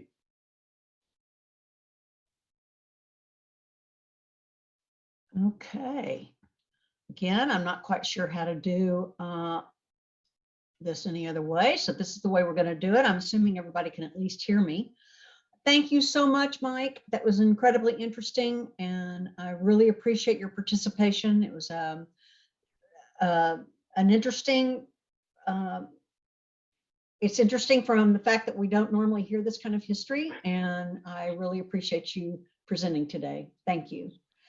We're going to move into our chapters. We're going to do this quickly. We're running out of time, so everybody, I hate to do this to you chapters because you have a lot of really interesting things to contribute, but if you could, you know, make it as quick as possible, but at the same time letting everybody know exactly what they're up to, it would be terrific. We're going to start with Solar Austin.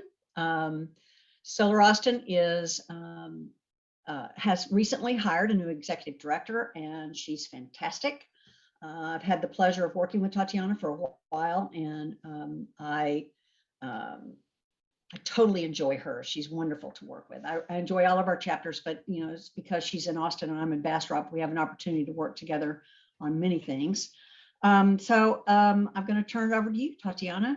Would you like for us to give you permission, or do you want us to just hold this slide, or do you have anything you want to share on your screen? I've got, can everybody see my screen, the Solar Austin logo? Yes. Fantastic. Well, then I'll just go ahead and do my thing, and I'll do it quickly.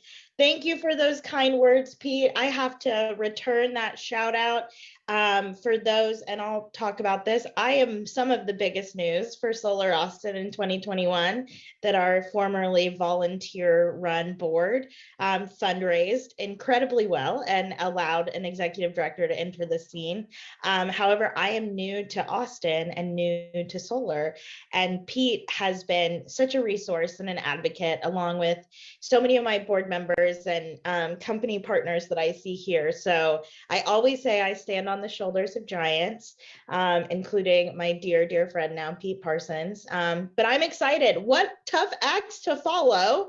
I'm excited to share a little bit about what Solar Austin is doing. I am a classical culture, liberal arts background, and so I am so interested and shared and so intrigued and have 1,000 questions for everyone who's presented, but I will try to follow that with some updates of Solar Austin. So we share this slide at the top of our happy hours that we have. I know most of you on the call are extremely familiar with our organization, so I am definitely not going to read this to you. But just to share who we are more broadly, as one of the TXSES chapters, we are thrilled to focus our energies on Central Texas. And we have the advantage of being a C3 and a C4, so that we are able to work in the policy and advocacy sphere, as well as programming and outreach as a 501c3. So hey, it's me wearing more makeup on a earlier day. I have come on, as I said, this year. I started in May, dove in with both feet with some of our programming that was happening at the time. But as we're rounding the first month, the corner of the first month of 2022, and really getting settled into life as a 501c3 and 4 with an executive director, my vision is focused on, okay, how do we keep going for the next 20 years? This group has existed for about 20 years, many of you being a part of that conception. And so how do we continue to grow and scale? And I myself, as I shared, am a part of that growth. So these are our main initiatives that we focus on. I'm going to share some updates of what happened in 2021 and what we're looking forward to in 2022, focus in most of these buckets. But for those who may not be familiar, these are our major initiatives. We have board committee chairs that help lead each component of this work. And we're honored to continue serving the Central Texas community. So I was going to talk a little bit about solar education. And again, I'm not going to read this slide to you.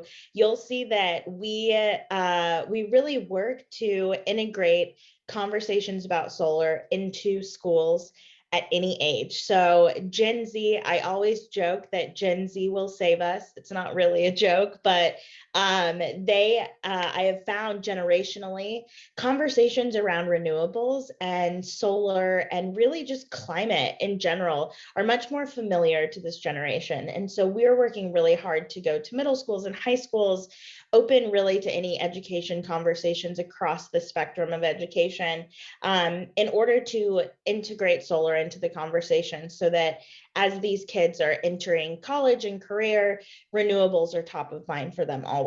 I'll talk a little bit more about our education initiatives in a second, but it actually has some crossover with our community installation committee. You'll see some of our fantastic board members photographed here.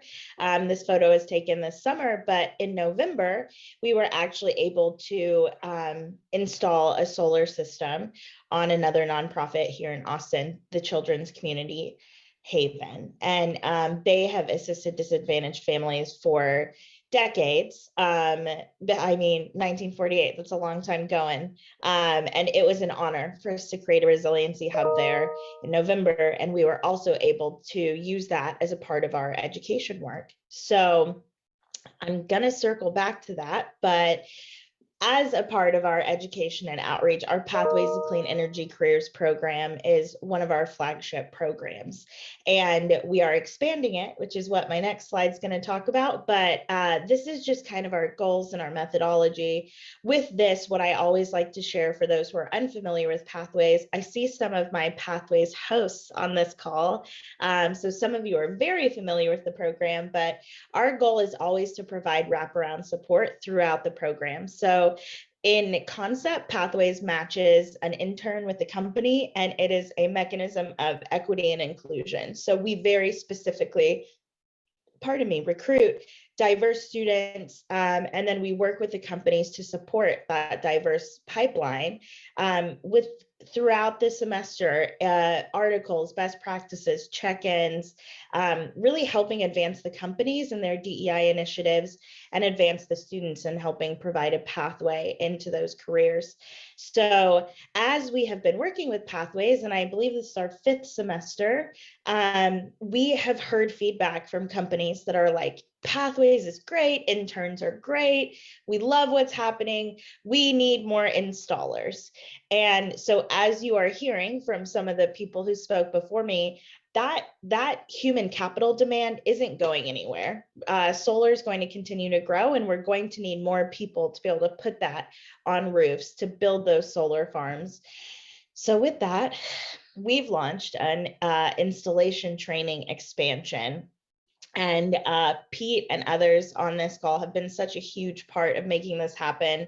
Pictured here is an interview we recently did with KXAN Studios at Dell Valley ISD. We have just begun our 2nd cohort. Our first was a true blue pilot, and our current cohort, the 2nd one, is a little less of a pilot, but we're definitely still in the pilot phase. But pictured here is the CEO of Native, Lloyd Lee, and Ray Macias, the principal of Dell Valley Opportunity Center, where we're doing this cohort, and one of the students that's actually involved in the program. So thanks to a partnership with Native Solar and some other incredible companies here in Central Texas, we're actually creating a program where students who are workforce ready at the Opportunity Center, they're graduating on a rolling basis. So truly, we're trying to train them up, teach them how to be an installer, and then get them hired and out the door. Our hope in 2022 is to expand this programming to include more formal continuing technical education tracks in high schools in Central Texas. Pete has been my running buddy. As we are doing this in Austin, we would love to see it happen all over the state of Texas. We're totally willing to be the disruptor that just brings solar into more schools so that these kids can get trained to install maybe as a part of their construction trade programming or electrician trade programming. And right now we're working on building out our stations and our work at the Dell Valley ISD Opportunity Center. And I promised to circle back These are some of the events that we've done, but we actually, when we were installing at Dell, at the Children's Haven, we were able to use that as an educational event. So we invited that cohort from Del Valley to actually come see what an installation site looks like and to participate, get on the roof, just be in it with some of our installers. And we hope to do more of that this year. So I believe this is my final slide. I hope I didn't talk too quickly, but in terms of how you can engage with Solar Austin, I copied in our YouTube screenshot here because in 2021, we successfully got in one in-person event and we collected feedback throughout the year. We know that our Solar Austin community really enjoys the time where you can come and network and collaborate. We have had the beautiful advantage of, in adapting to virtual, we are able to welcome guest speakers from around the country and around the world, really, to talk about solar and other components of renewables that we know are important conversations and just informational conversations. So I have my ellipses and more question mark.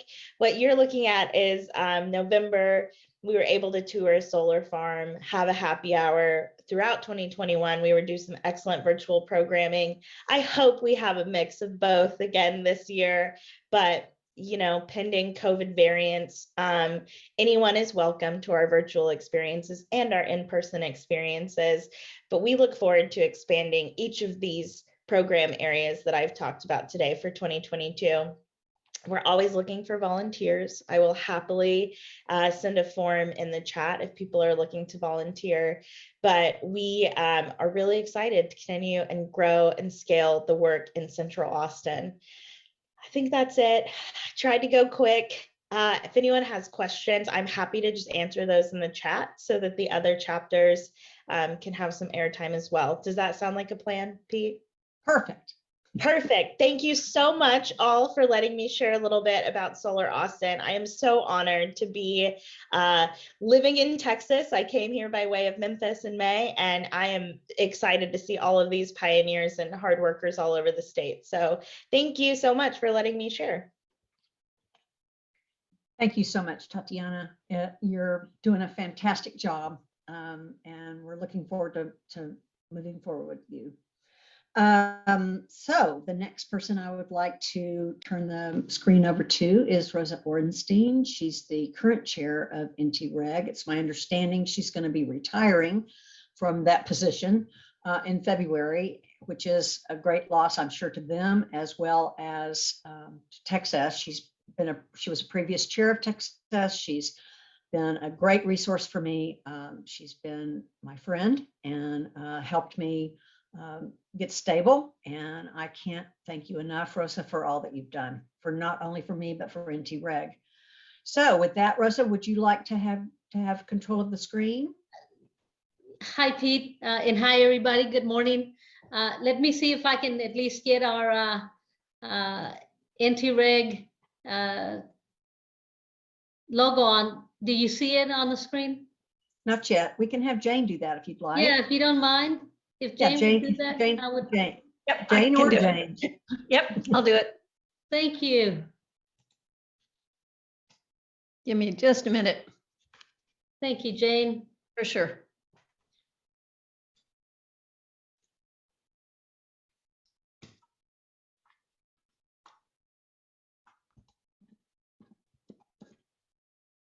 Terrific.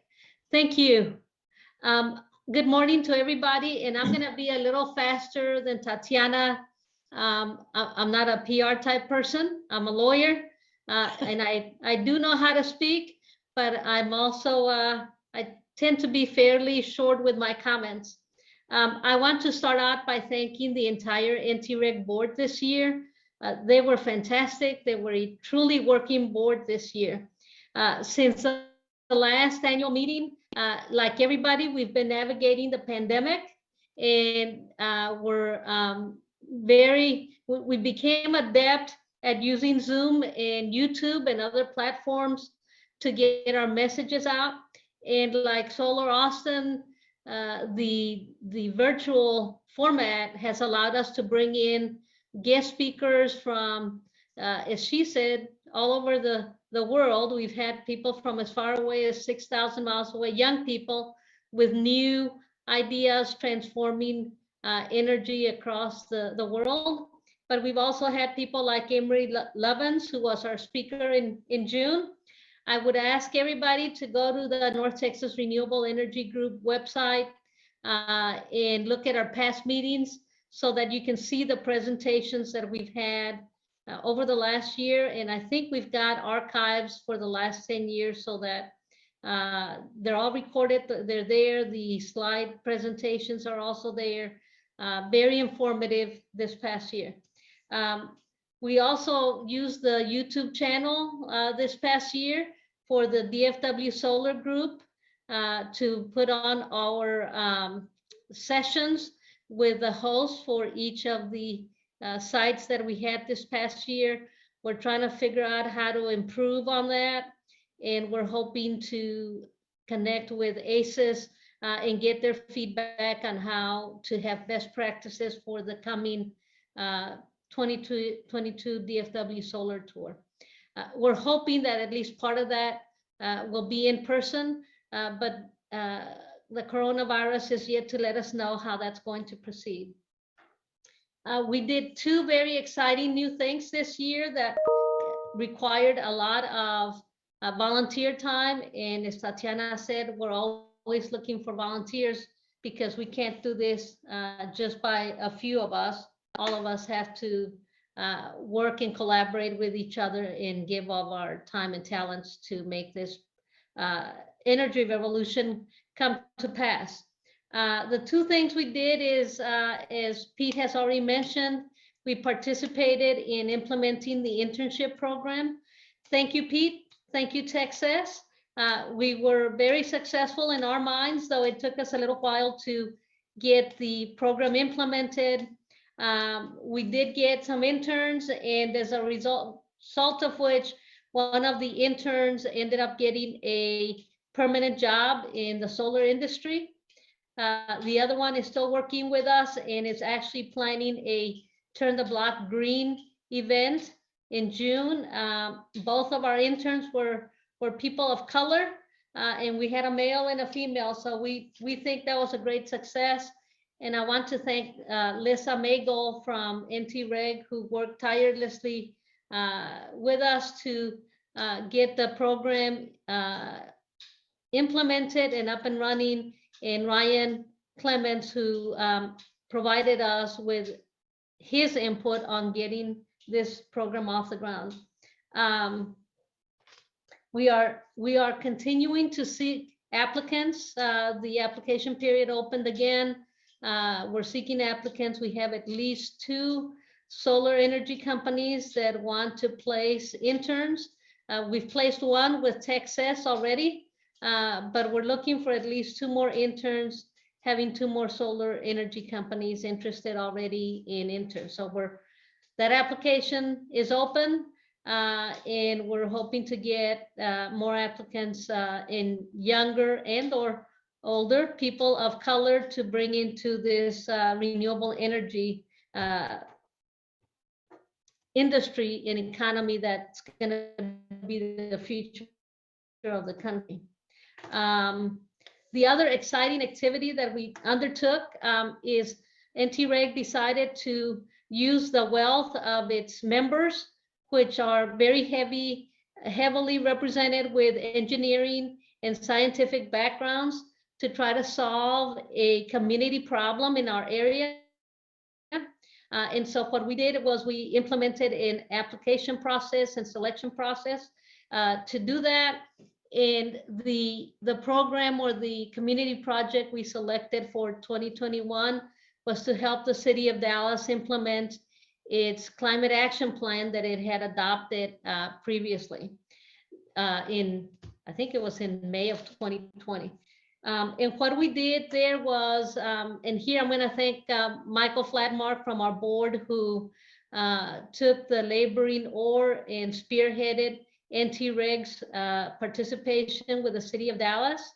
But what we did was we had a committee work with the city of Dallas to form the framework and the metrics for implementing and establishing resiliency hubs. As we all know, what happened to us in February really brought up the issue of resiliency and protecting human life to the front burner, where it had been in the back burner for many cities. So I want to thank Susan Alvarez, who heads the sustainability department at the city of Dallas, for allowing us to help with this project. It was quite intensive. It took us through October before that particular project was finished. The second phase of that project was to establish the framework for renewable energy hubs. We made significant progress on that, and we're continuing to work with the city on those issues. So I want to thank Michael and the committee from NTREG that helped put that together, including my husband, James. The other thing that we're hoping to do is for 2022, we're hoping to again open the application and selection process for the community project. I've been personally contacted by an urban farm in the South Dallas area to try to help them, how we can help them bring renewable energy to what they're trying to do, which is have an urban farm to address the food deserts that are in the South Dallas area. So we're hoping that we can get another project like we did for the city going this year. But we are having to wait, as Pete mentioned, we are having to wait for the elections, which take place at our next meeting, the second Saturday of the month, which is coming up in a couple weeks. And once we have the new board in place, because we are going to have a material change in board membership, we wanted to wait for them to make the selection and the application process ongoing for the 2022 community project for NTREG. With that, I want to thank my board, and I want to thank the NTREG members for letting me be its chair the last couple years or so. And Pete, I want to thank you for everything you've done for TXSES and for each of the chapters. When TXSES selected you as its new executive director, it couldn't have hit it more out of the park than what happened. So thank you for everything you've done, and thank you very much, and I'm done. Thank you, Rosa. Great presentation and great work that you guys are doing.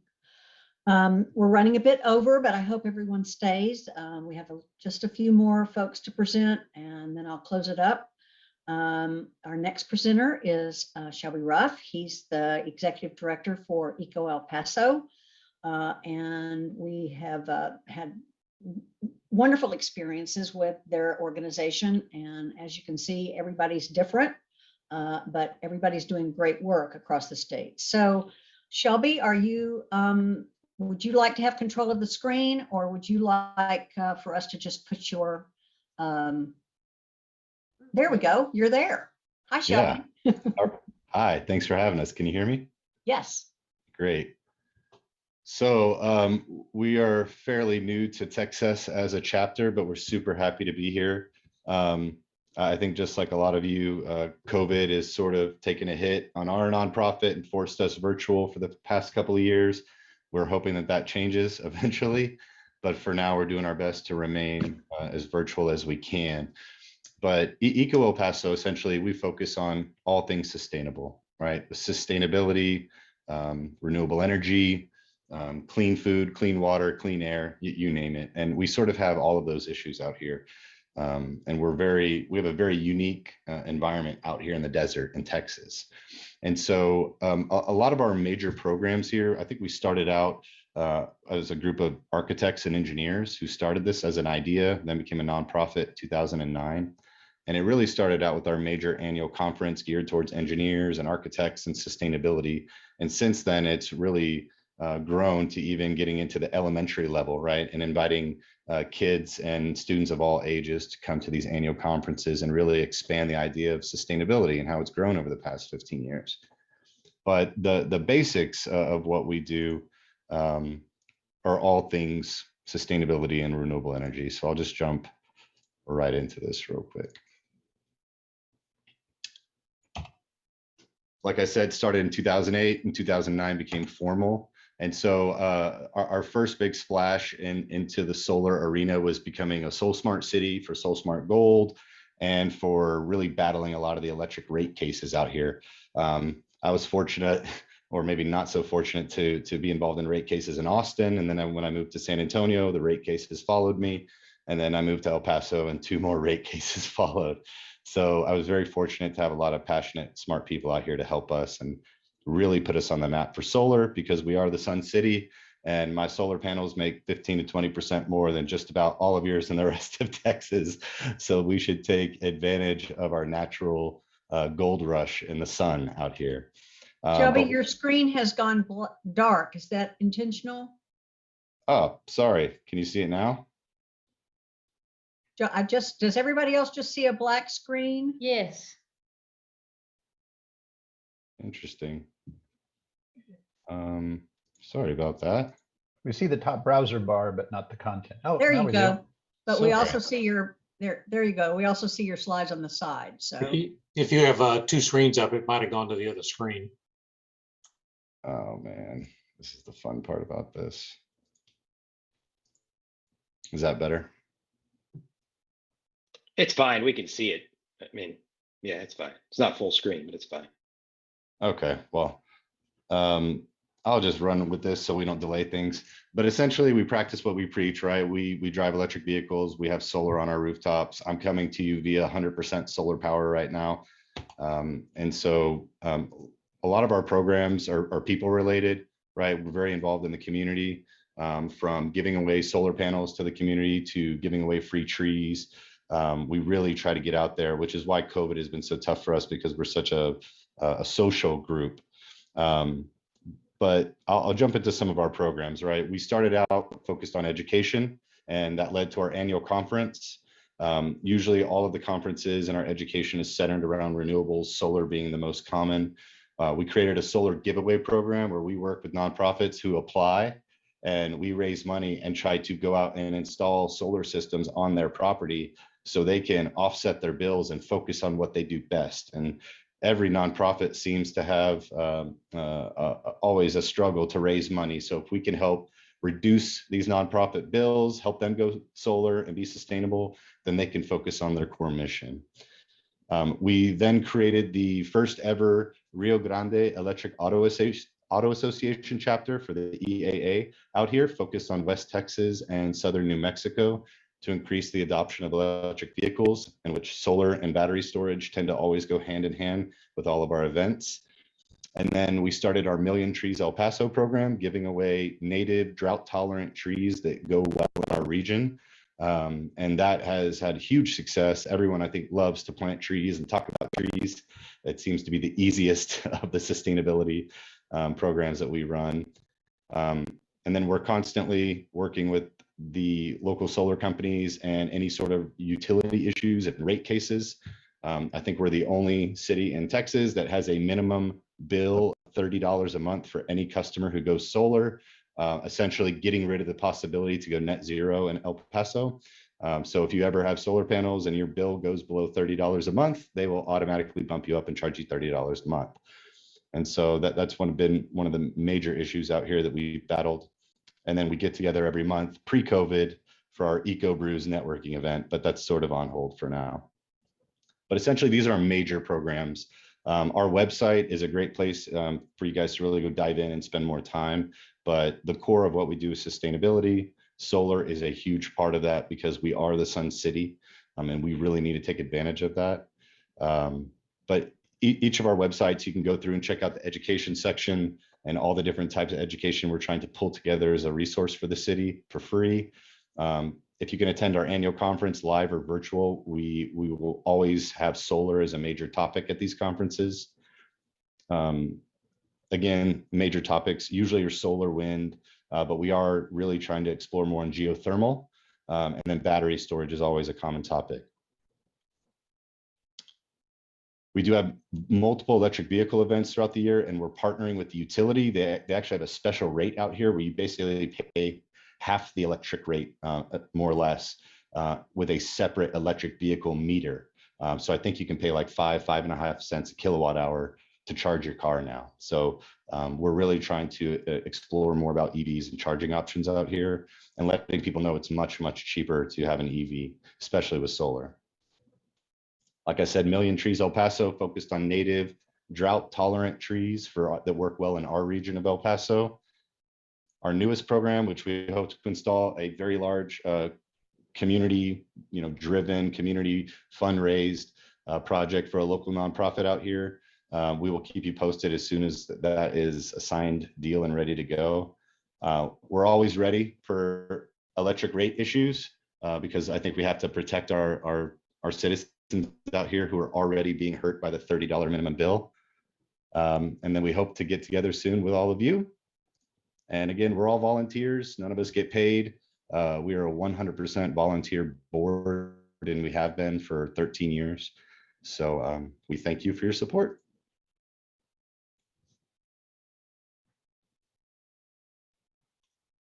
That's all I got. Thank you, Shelby. I really appreciate you participating today. It's always great to see you. And really, really, really good work. Our next presenter is Kailyn Randolph. She's with Build San Antonio Green. She represents the San Antonio chapter. So are you ready to go, Kailyn?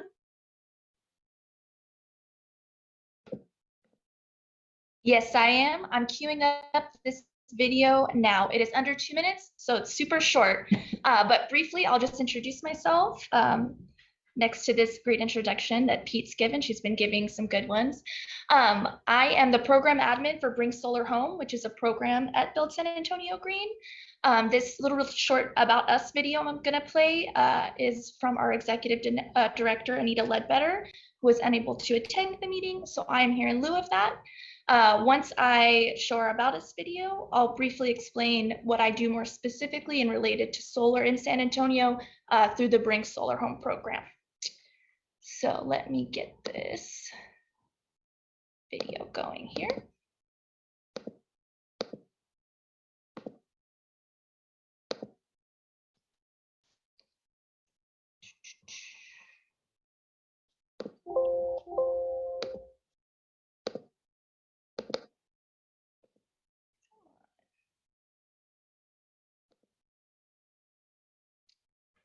I might just have to screen share it. It's not wanting to let me do the advanced option.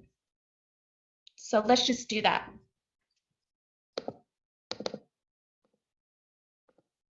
Okay, here we go.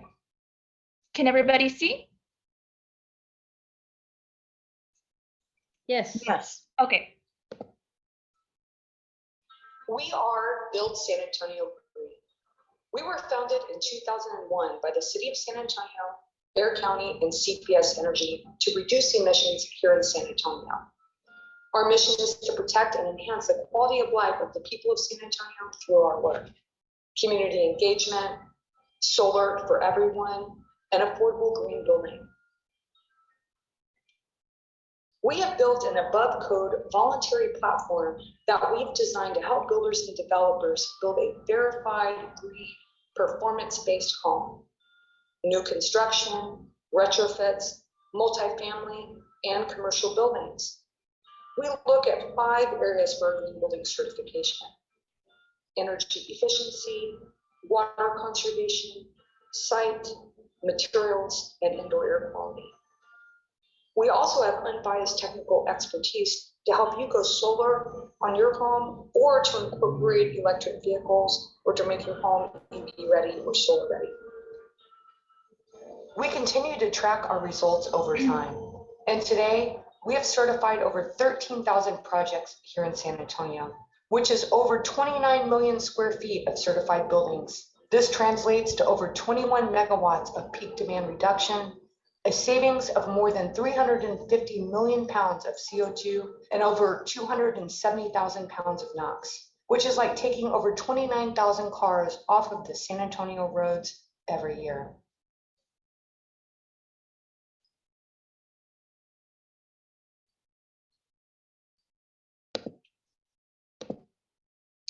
All right, I told you guys it would be brief, and I believe I delivered on that promise. We pared it down a lot for this year, but just briefly what I do at Build San Antonio Green through the Bring Solar Home program, which is really the solar piece of what we do at BSAG. This video here outlines kind of our green building program that we have here. Bring Solar Home is a free, unbiased technical consumer decision tool that helps the people of San Antonio explore the various solar options that they have. And so the day-to-day of that looks like a lot of different things, right?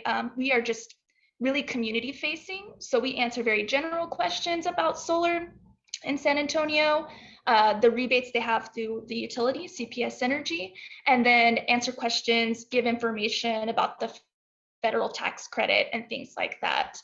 We also just answer questions related to solar bids, the permitting process with the city, DG applications with CPS Energy, just really helping to get solar to the people of San Antonio through information, pointing them in the right direction. Sometimes there's these circular loops and barriers there through the permit process, or just lack of access to information generally.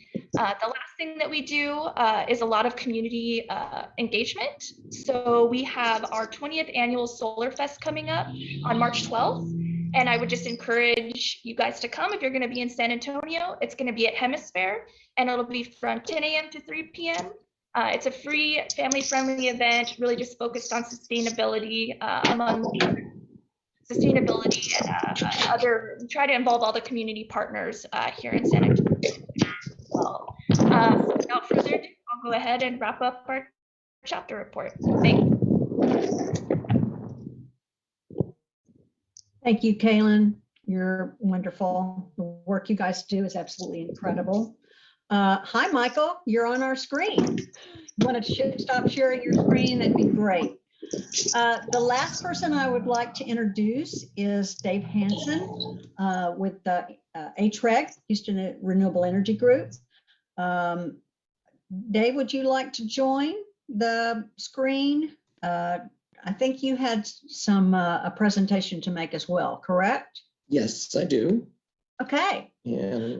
One more thing, I'd like to thank Dave. He recently joined TXSES as a lifetime member, which is very helpful for TXSES, and want to thank you. Thank you for that, Dave.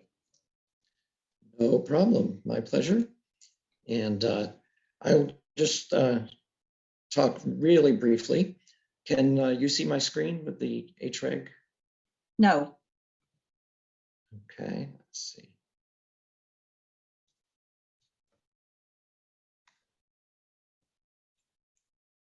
We see you, but not your screen, not your whatever it is you're trying to display on the screen. Get it to update here.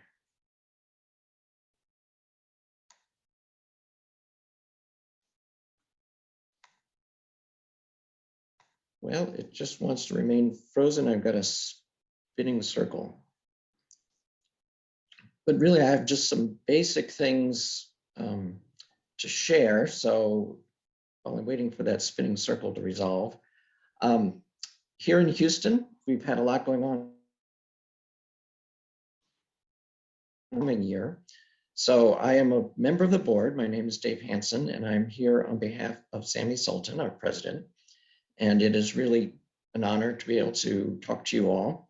So the three pillars that the Houston Renewable Energy Group has are careers, education, and the Houston Climate Action Plan. So we have a lot of things that go into those to support those. Sorry, I can't show you the slide, but it's really, we're starting to resolve the circle here now. Oh, maybe we're not. Let me try again here. All right.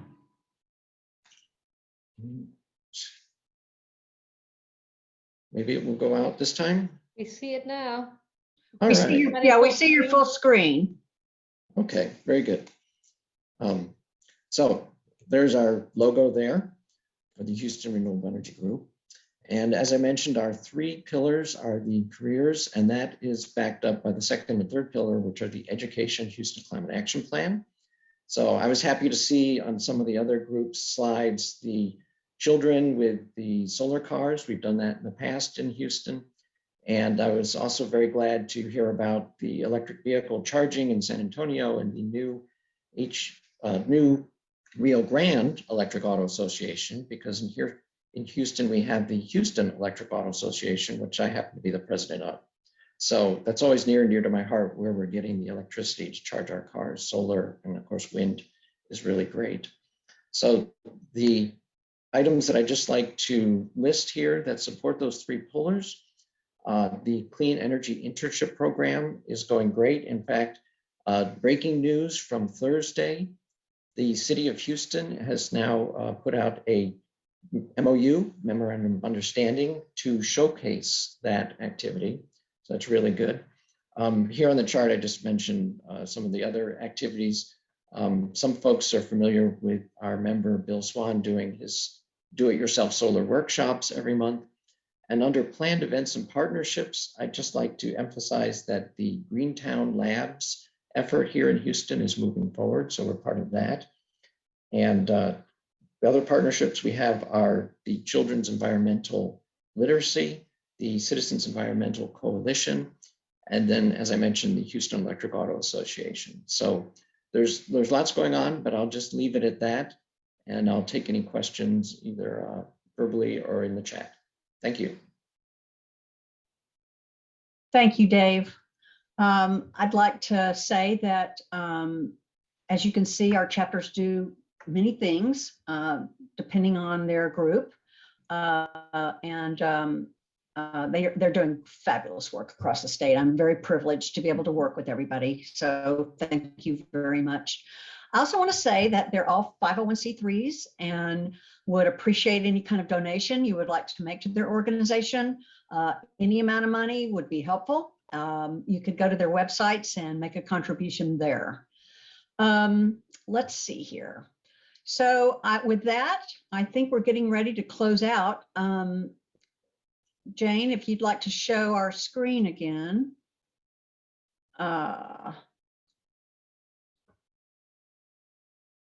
There we go. I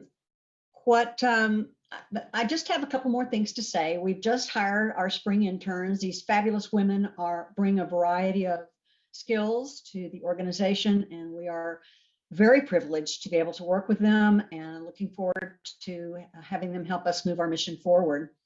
The last thing I'd like to mention is the Cool House Tour. I want to give another plug for that.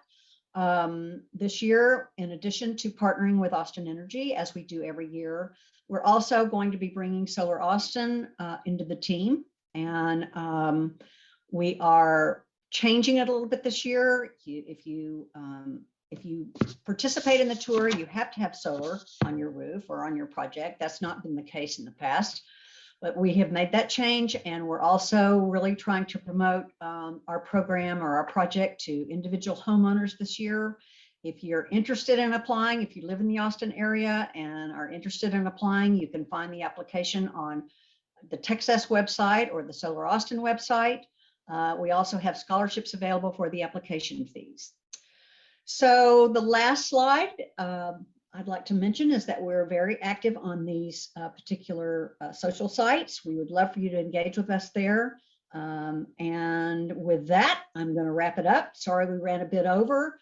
I appreciate everybody for participating, and want to thank one more time everybody who did participate as not only attendees, but our presenters. They did a fabulous job, and I am very, very grateful. I hope you all have a wonderful rest of your weekend, and take care. See you next year. Bye.